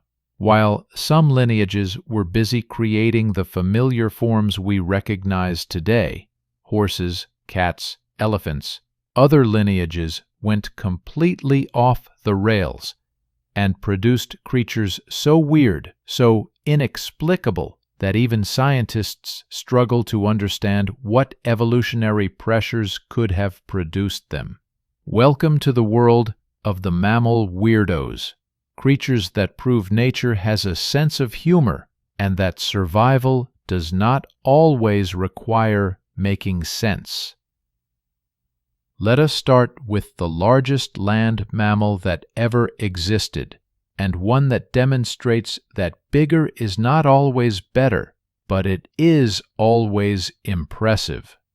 Paraceratherium. Paraceratherium was a rhinoceros, but if you saw one, you would never make that connection. It looked nothing like a modern rhino. It had no horn. It had a long neck like a giraffe. Its legs were pillar-like, similar to those of an elephant. Its head was relatively small for its body size, with a long upper lip that it probably used to browse on high vegetation. This creature stood 18 feet tall at the shoulder, had a body length of over 25 feet, and weighed an estimated 15 to 20 tons. That is larger than most elephants, larger than any land mammal alive today, larger than many sauropod dinosaurs. Paraceratherium was a titan, a colossal herbivore that redefined what mammals could achieve in terms of sheer size. But here is what makes Paraceratherium particularly interesting. It evolved relatively quickly. Rhinoceros ancestors from just 20 million years earlier were horse-sized animals. In evolutionary terms, going from horse-sized to elephant-plus-sized in 20 million years is remarkably fast. What drove this rapid size increase? The answer probably lies in food and competition. Paraceratherium lived during the Oligocene and early Miocene epochs, roughly 34 to 23 million years ago, in what is now Central Asia. This was a time of expanding grasslands and open woodlands, environments with abundant vegetation, but also intense competition for resources. Being large has advantages in this context. You can reach vegetation that smaller animals cannot access. You can travel longer distances to find food. You have better temperature regulation in environments with extreme temperature swings. And most importantly, you have few predators. Nothing in Paraceratherium's environment could threaten the healthy adult. Even the largest predators of the time, the giant entelodonts and early bear dogs, would think twice before attacking something that could crush them with a single step. But large size also has costs. Paraceratherium needed enormous amounts of food, probably consuming hundreds of pounds of vegetation every day. It had a long gestation period, likely over a year, and produced only one offspring at a time. It reached sexual maturity slowly, taking years to grow to full size. These traits made the species vulnerable to environmental changes, and environmental changes did come. As the climate cooled during the Miocene, the vegetation that Paraceratherium depended on became less abundant. Grasslands spread, replacing the mixed woodlands where Paraceratherium thrived, and grasslands favored different types of herbivores, animals with specialized teeth for processing tough grass rather than the broad, leaf-browsing teeth of Paraceratherium. By the end of the Miocene, Paraceratherium was extinct, outcompeted by more efficient grazers and unable to adapt quickly enough to the changing environment. The largest land mammal ever to exist was gone, and nothing has approached its size since. But if Paraceratherium was weird by virtue of its size, our next creature was weird by virtue of its body plan, which looked like evolution could not decide what it was trying to create and just gave up halfway through. Meet Chalicotherium, the knuckle-walking browser, an animal so bizarre that when its fossils were first discovered, scientists thought they were looking at bones from multiple different animals accidentally mixed together. Surely no single creature could have such a contradictory anatomy. But they were wrong. Chalicotherium was one animal, and it was magnificently weird. Picture this: a body that looks vaguely like a horse or a large antelope, with long legs and a relatively deep chest. But the front legs end not in hooves, but in massive curved claws, similar to those of a sloth or a bear. These claws were so large that the animal could not walk on them normally. Instead, it walked on its knuckles like a gorilla, keeping the claws folded back and out of the way. The head was long and horse-like, but with a flexible upper lip and possibly a short trunk-like extension that it used to grab vegetation. The teeth were designed for processing leaves and soft vegetation, not grass, and the shoulders were exceptionally muscular and mobile, allowing the front limbs to be used not just for walking, but for pulling down branches and manipulating vegetation. Chalicotherium lived from the early Miocene to the Pleistocene, roughly 20 million to 780,000 years ago, across Europe, Asia, and Africa. Different species varied in size, but the largest could stand over 9 feet tall at the shoulder and weigh up to 1,000 pounds. What evolutionary pressures created such a weird animal? The answer lies in feeding strategy. Chalicotherium was a browser that specialized in eating leaves from trees and shrubs. Those massive claws were not weapons. They were tools. The animal would rear up on its hind legs, brace itself, and use the claws to pull down high branches that other herbivores could not reach.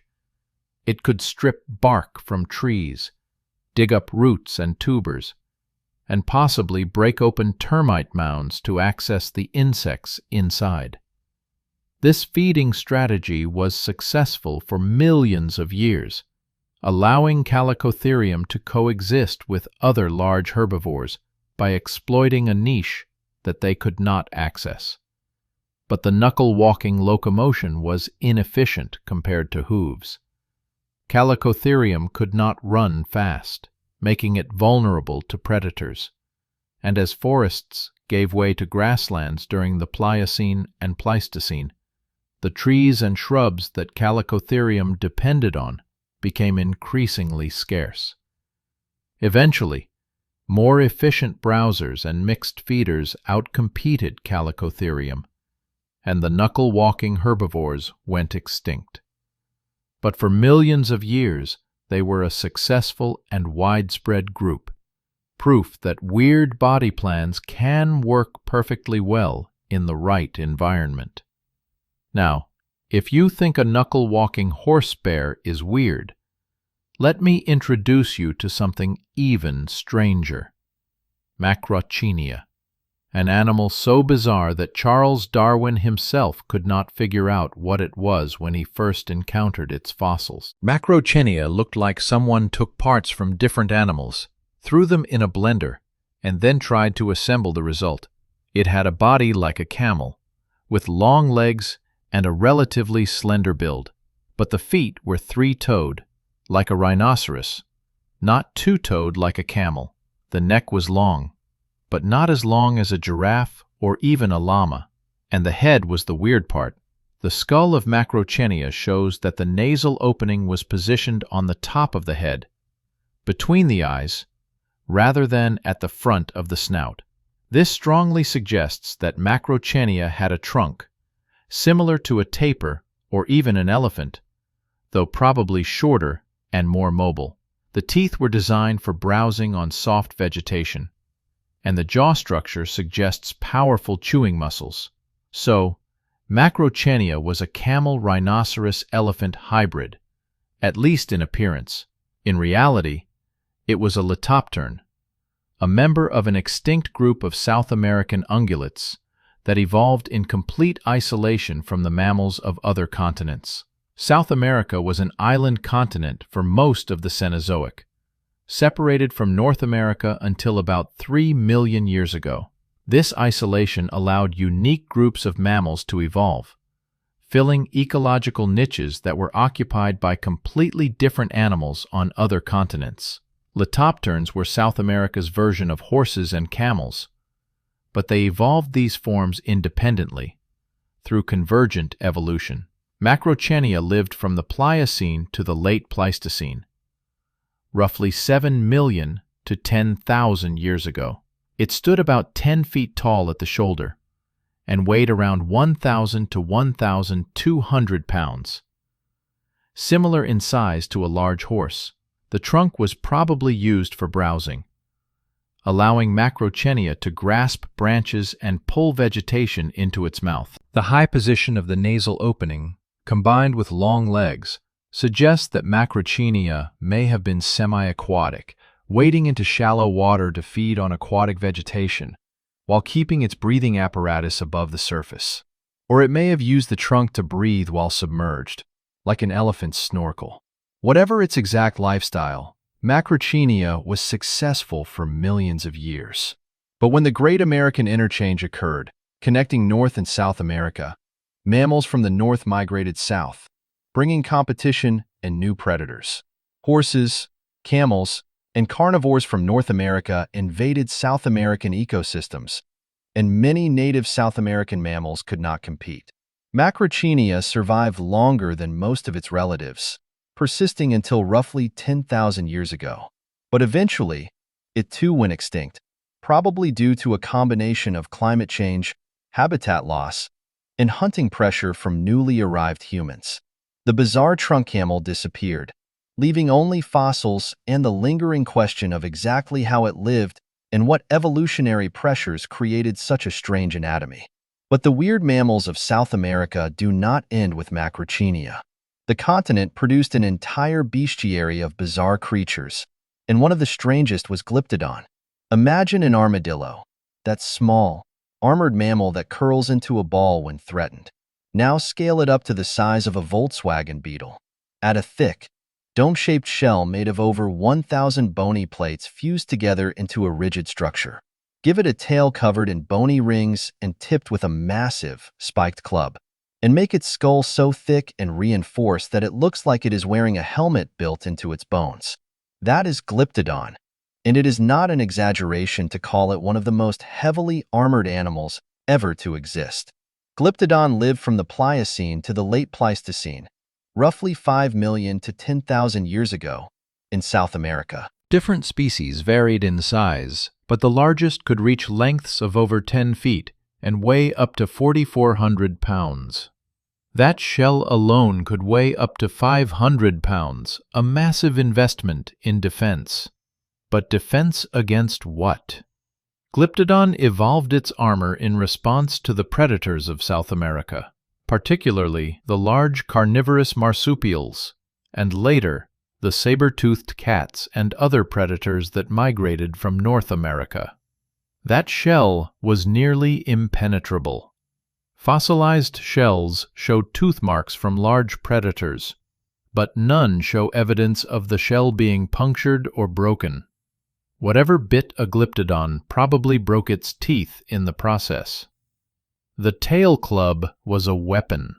Glyptodon males probably used these clubs in combat with each other, swinging them with tremendous force to smash into opponents' shells.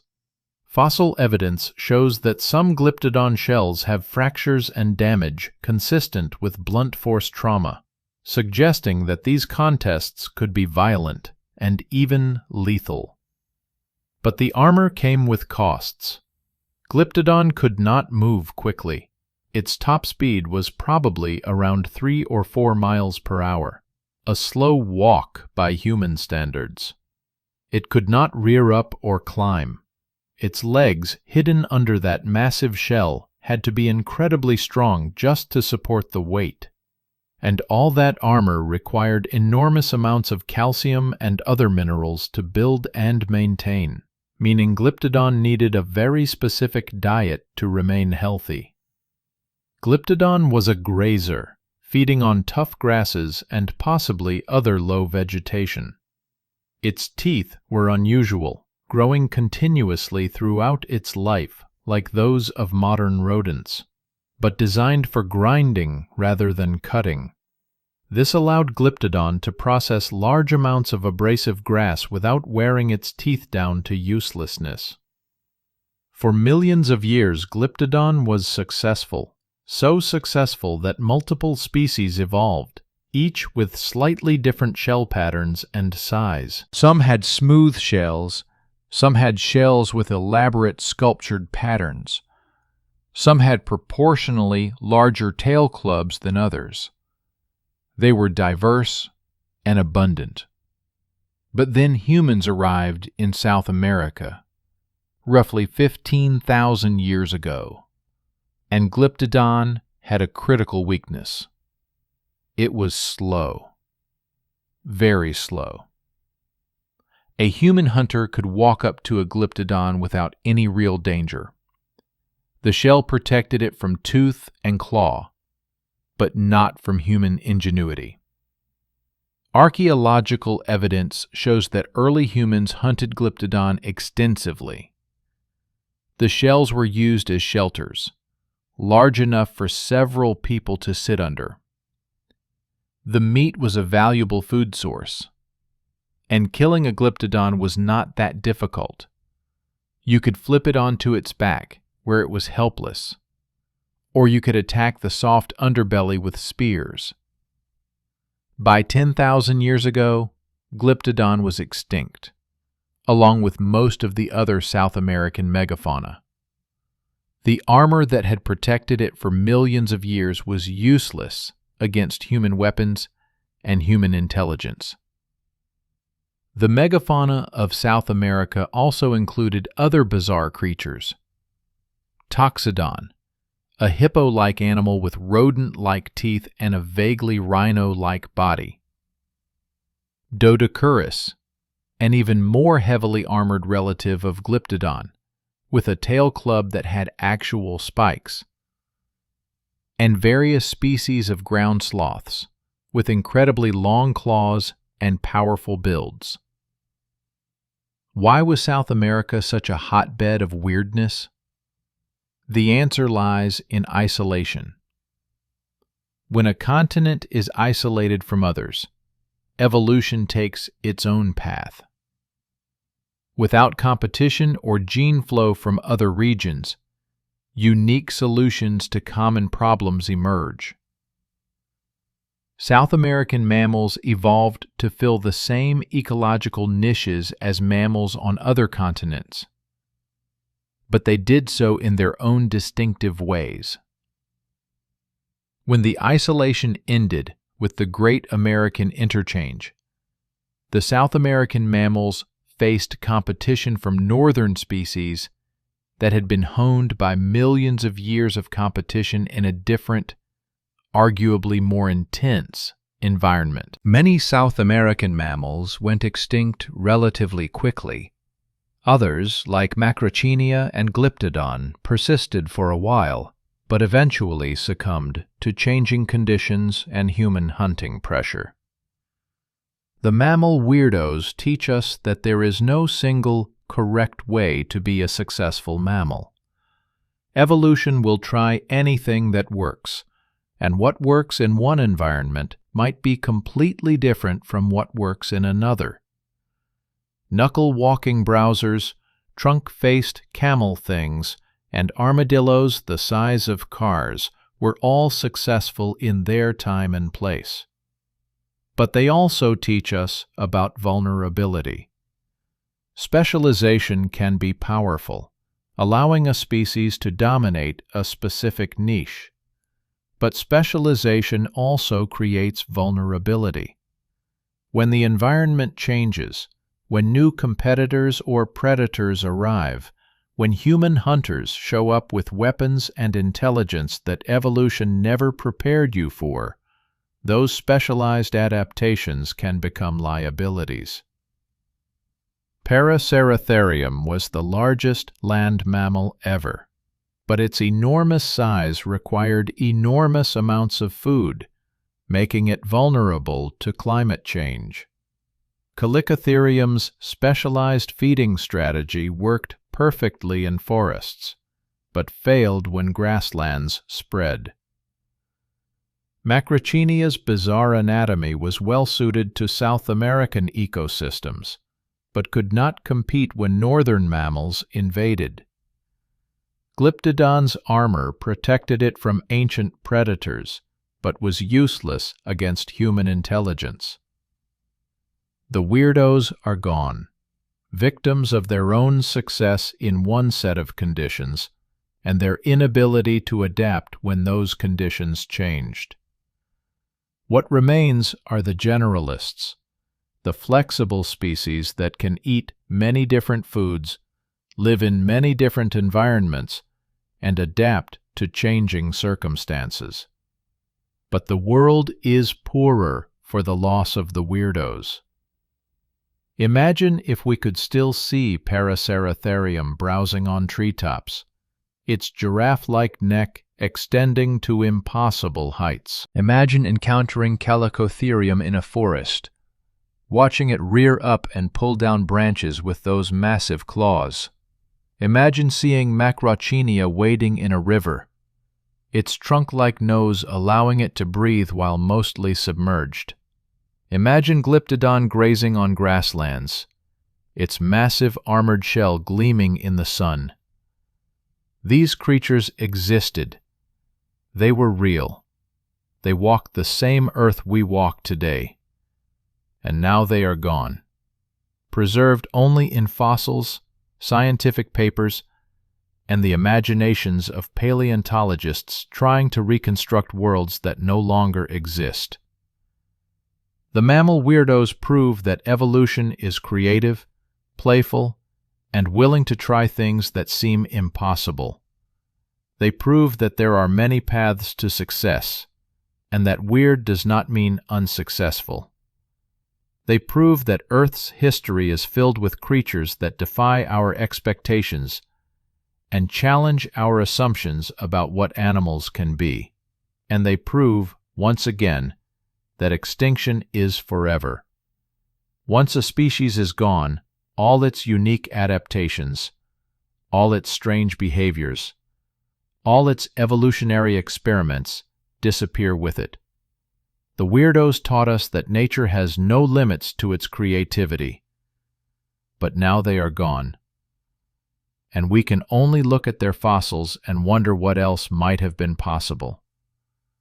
What other bizarre forms might have evolved if given more time, more opportunities, more chances. The age of the mammal weirdos is over. What we have now are the survivors, the generalists, the species that were flexible enough to adapt. They are impressive in their own right, but they are also more conventional, more predictable, less surprising. The world was weirder once, and it was better for it. The human factor, megafauna we actually met. Everything we have discussed so far happened in the deep past, millions of years before humans existed. The gorgonopsids, the Cambrian oddities, the marine reptiles, the giant crocodiles, the weird mammals. These creatures lived in worlds that humans never saw, worlds we can only reconstruct from fragmentary fossils and educated guesses. But now we come to something different, something more immediate and more haunting. We come to the megafauna of the Ice Age, the massive animals that roamed the Earth not millions of years ago, but thousands. These are creatures that our ancestors knew, hunted, feared, and ultimately drove to extinction. This chapter is about the monsters we met, and it is about what happened when intelligence encountered raw physical power, when Stone Age humans faced animals that had ruled their ecosystems for millions of years. Spoiler alert, the humans won. But the victory came at a terrible cost, one we are still reckoning with today. Let us start in Europe, in the depths of the last Ice Age, roughly 30,000 years ago. The landscape is harsh. Tundra and cold grasslands stretch to the horizon, interrupted by patches of coniferous forest. The climate is brutal, with long winters and short summers. And living in this environment are humans, Homo sapiens, who have recently arrived from Africa and are competing with another human species, the Neanderthals, for resources and territory. Both human species are accomplished hunters, capable of killing even the largest prey. But they are not the apex predators of this landscape. That title belongs to a creature that strikes fear into even the bravest human hunter. The cave bear. Ursus spelaeus, the cave bear, was significantly larger than any bear alive today. Males could reach weights of 1,500 pounds, possibly more in exceptional individuals. That is roughly 50% larger than a modern grizzly bear, and twice the size of a black bear. When standing on its hind legs, a cave bear could reach heights of over 10 feet, towering over any human. The skull of a cave bear was massive, with a broad face and powerful jaws. The teeth were interesting. Unlike modern brown bears, which are omnivores with teeth adapted for eating both meat and plants, cave bears had teeth that suggest a primarily herbivorous diet. The molars were broad and flat, designed for grinding plant material. The canines were large, but worn down by use, suggesting they were used for processing tough vegetation rather than for killing prey. But do not let the herbivorous diet fool you into thinking cave bears were gentle giants. These were still bears, animals with incredible strength, sharp claws, and the ability to be extremely aggressive when threatened or protecting their territory. And cave bears had a specific territorial need that brought them into direct conflict with humans. Caves.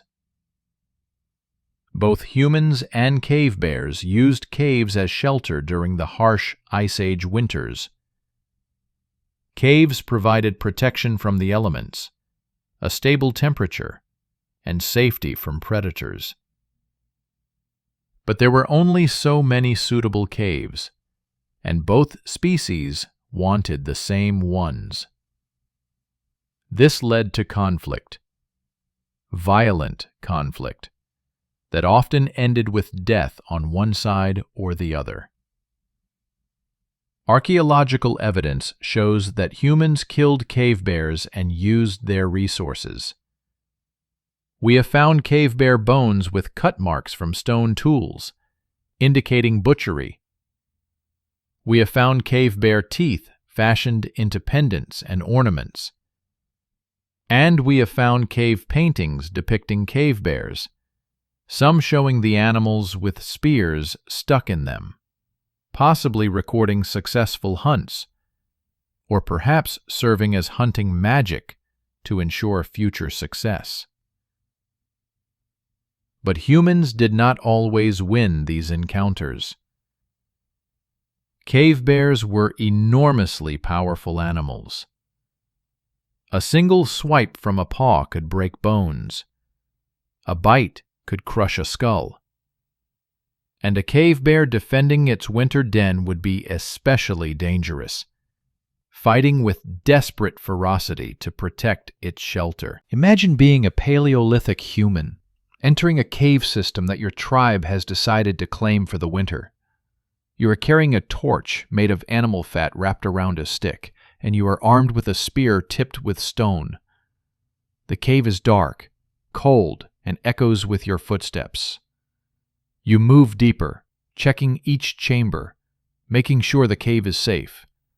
Then you hear it, a deep, rumbling growl that seems to come from the walls themselves. You freeze. Your torch illuminates something in the darkness ahead. Two eyes reflecting the firelight, and beneath them, the massive shape of a cave bear roused from its winter sleep. The bear stands and keeps standing, rising to its full height, dwarfing you completely. It roars, a sound that reverberates through the cave like thunder. You have seconds to decide, fight or flee. If you run, the bear might not chase you, content to have driven you away. But if you run, your tribe loses this cave, and good caves are scarce. If you fight, you might kill the bear, securing the cave and the massive amount of food and resources. But if you fight and lose, your bones will join the thousands of other animal bones that litter this cave floor. This was the reality for Ice Age humans. Every cave was a potential battleground. Every bear was a potential enemy. And both species needed the caves to survive the winter. Something had to give. In the end, humans won, but not because we were stronger. We won because we were smarter, more organized, and more relentless. Humans could coordinate in groups, could make weapons that extended our reach, could use fire to drive bears from caves or to smoke them out. And most importantly, humans could plan, could remember, could pass knowledge from one generation to the next about which caves had bears and how to kill them. Cave bears went extinct roughly 24,000 years ago. The exact cause is debated. Climate change certainly played a role, as the environments cave bears depended on changed rapidly. But human competition for cave space and active hunting of cave bears almost certainly contributed. We did not drive them to extinction single-handedly, but we were a significant factor in their demise. But cave bears were not the only massive animals that humans encountered and hunted. The Ice Age was an age of giants, and Europe, Asia, and the Americas were filled with creatures that made modern large mammals look small. Consider the woolly rhinoceros, Coelodonta antiquitatis, an animal that looked like it was designed to survive an apocalypse. This creature stood about 6 feet tall at the shoulder and weighed up to 6,000 pounds, roughly the size of a modern white rhinoceros. But unlike modern rhinos, which live in warm climates, the woolly rhino was adapted for extreme cold. It had a thick coat of long, shaggy fur that provided insulation against temperatures that regularly dropped below freezing.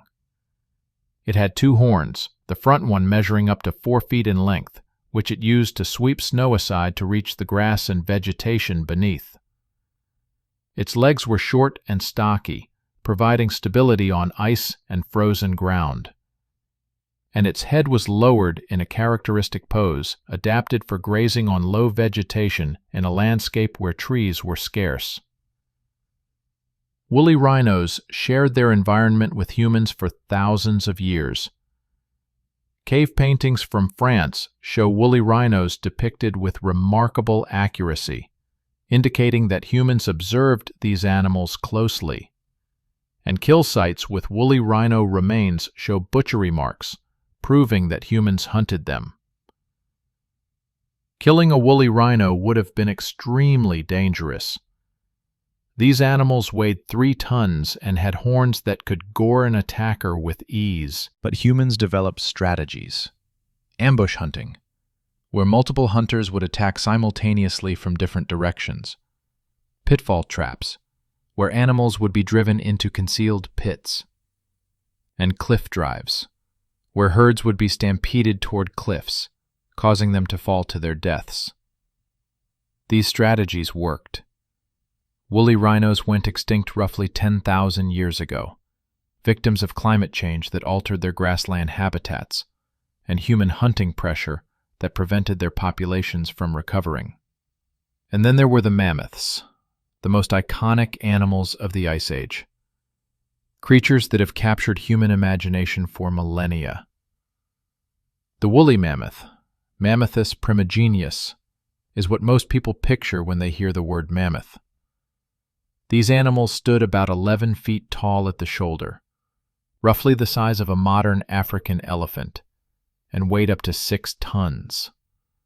They had long, curved tusks that could reach lengths of 15 feet, massive humped shoulders that stored fat reserves, and a coat of thick fur that protected them from the brutal cold. But woolly mammoths were not the largest members of their family. The Columbian mammoth, Mammuthus columbi, which lived in North America, was significantly larger, standing up to 13 feet tall and weighing up to 10 tons. And the steppe mammoth, Mammuthus trogontherii, which lived in Eurasia, was even larger, possibly reaching heights of 15 feet and weights of 12 tons. These were not just large animals, they were ecosystem engineers. Mammoths shaped their environments by knocking down trees, trampling vegetation, and creating pathways through forests.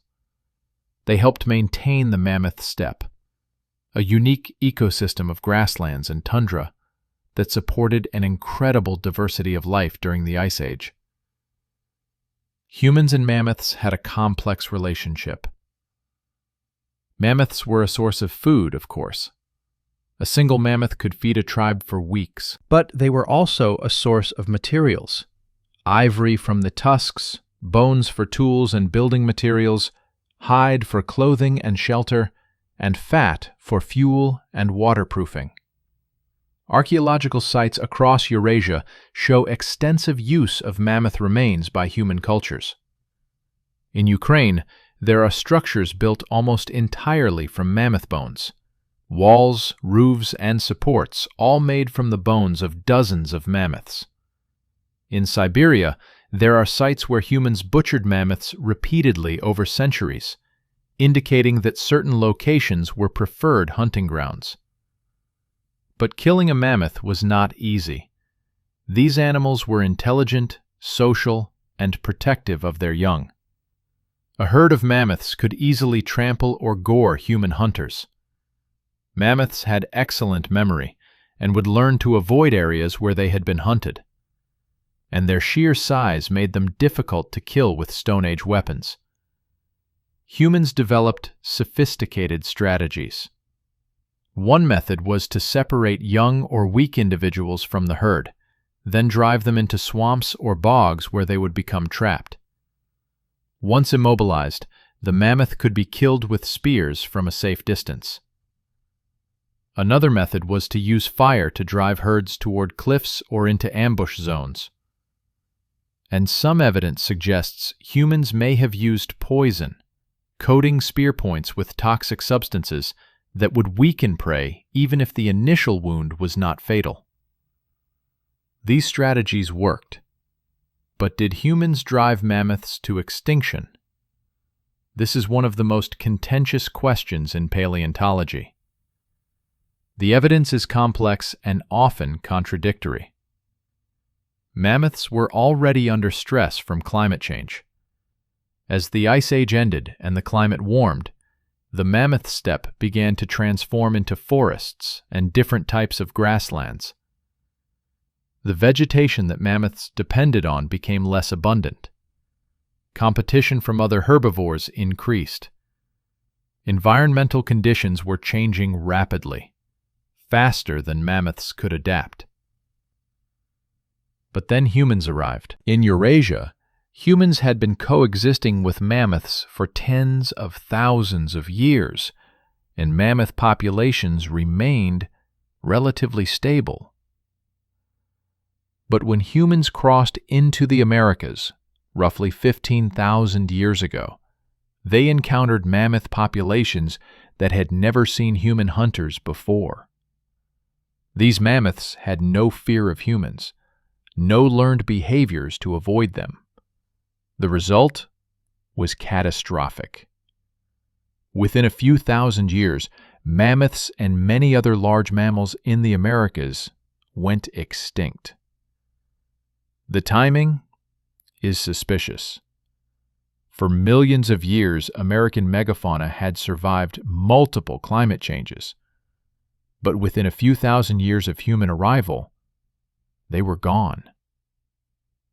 The woolly mammoth persisted longer in Eurasia, with populations surviving until about 10,000 years ago on the mainland, and until roughly 4,000 years ago on isolated islands in the Arctic. That means mammoths were still alive when the Egyptians were building the pyramids, a sobering reminder that these extinctions are not ancient history. They are recent, almost contemporary events. Other megafauna faced similar fates. The Irish elk, Megaloceros giganteus, was not actually an elk and not exclusively Irish, but it did have the largest antlers of any known deer. These antlers could span 12 feet from tip to tip and weigh up to 90 pounds. Males used them for display and combat, locking antlers with rivals in battles for dominance. But those massive antlers required enormous amounts of calcium and energy to grow each year, making the Irish elk vulnerable to environmental changes and hunting pressure. They went extinct roughly 7,700 years ago.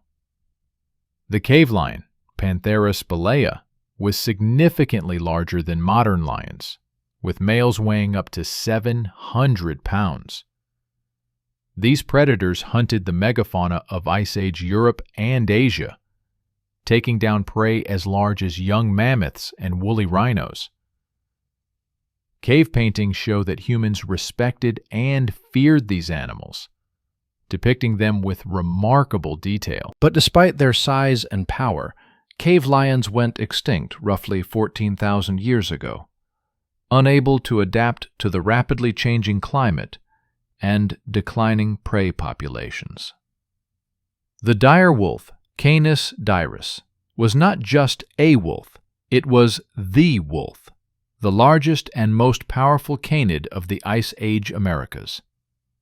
Weighing up to 200 pounds, with bone-crushing jaws and a build optimized for taking down large prey, dire wolves hunted in packs across North and South America.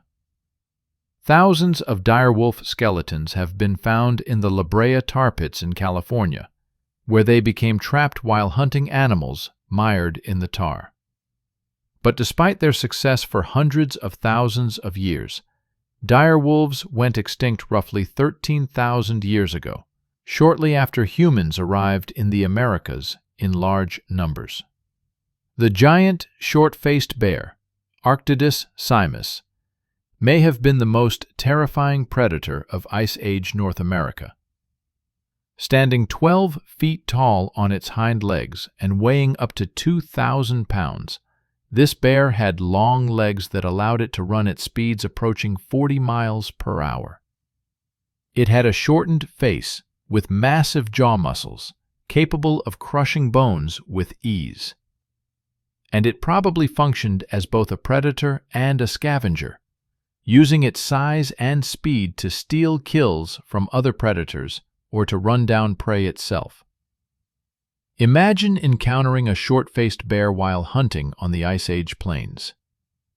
You and your hunting party have just killed a bison and are beginning to butcher it when you see something massive approaching in the distance. At first, you think it might be a mammoth, but the gait is wrong. Then you realize it is a bear, but unlike any bear you have seen before, it is running, actually running, covering ground with frightening speed, and it is coming straight toward you. You grab your weapons, shouting warnings to your companions, but you know, instinctively, that fighting is pointless. This creature is too large, too powerful. Your only option is to abandon your kill and run, hoping the bear is more interested in the food than in you. You flee, and behind you, you hear the bear reach the carcass. You have lost a day's worth of meat, but you are alive. Next time, you will need to kill your prey farther from the bear's territory. Or, better yet, you will need to find a way to kill the bear. Eventually, humans did find a way. Short-faced bears went extinct roughly 11,000 years ago, the same time period when many other North American megafauna disappeared. Again, the timing suggests human involvement, though climate change was certainly also a factor. The pattern is clear. Wherever humans spread, megafauna soon followed them into extinction. This happened in Australia when humans arrived about 50,000 years ago.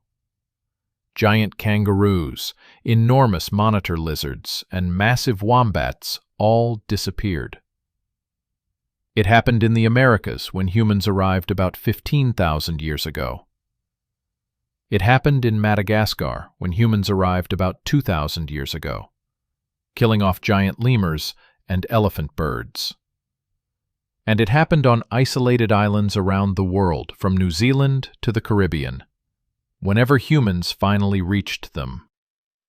The debate about whether humans caused these extinctions, or whether climate change was primarily responsible, has raged for decades.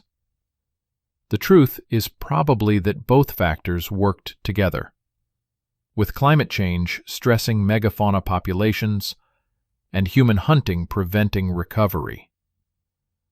But the timing is too consistent to ignore. Human arrival and megafauna extinction are linked, repeatedly, across every continent. And here is the uncomfortable truth. We are good at killing things. Humans are perhaps the most effective predators ever to evolve, not because of physical prowess, but because of intelligence, coordination, and tool use. We can kill animals far larger and more powerful than ourselves.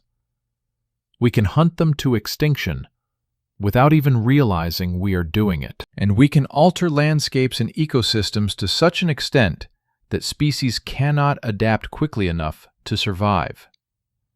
The megafauna we met, the cave bears, woolly rhinos, mammoths, direwolves, short-faced bears, and dozens of other species, survived millions of years of climate change.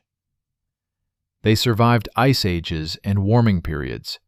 They survived volcanic eruptions and asteroid impacts. But they could not survive us. This is not a condemnation of our ancestors. Paleolithic humans were trying to survive in harsh environments. They hunted what they could, gathered what they could find, and did what was necessary to keep their families and tribes alive. They could not have known that their hunting would drive species to extinction. They had no concept of extinction as we understand it today. But the result is the same. The world today is diminished, smaller, less diverse than it was just 20,000 years ago. The landscapes of Earth once teemed with a variety of massive animals that have no modern equivalent. Walking across the plains of Europe or Asia or the Americas, you would encounter a menagerie of creatures that would dwarf anything alive today. Now they are gone. The mammoths, the woolly rhinos, the cave bears, the giant ground sloths, the short-faced bears, the direwolves, all extinct. The age of megafauna is over. Ended not by asteroid impacts or volcanic eruptions, but by small, clever primates with stone-tipped spears and an unmatched ability to coordinate and plan. We won. We became the dominant species on the planet. But we lost something irreplaceable in the process. We lost the wonder of living in a world filled with giants. We lost the diversity that millions of years of evolution had created. And we lost our humility, because we proved that we could reshape the entire planet to suit our needs, regardless of the cost to other species. The megafauna we met are gone, but their ghosts remain.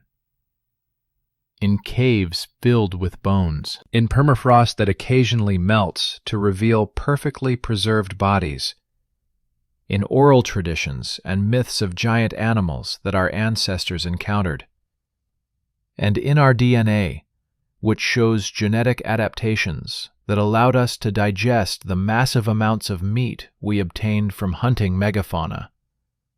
We carry the memory of the megafauna with us, whether we realize it or not. They shaped us, just as we destroyed them. And their extinction was just the beginning, the first chapter in a story that continues today, as modern humans drive species to extinction at rates comparable to major mass extinction events of the geological past. The monsters we met taught us what we are capable of. They taught us that intelligence is the most powerful force in nature. They taught us that we can reshape the world. But they also taught us, if we are willing to listen, that power comes with responsibility, and that extinction is forever.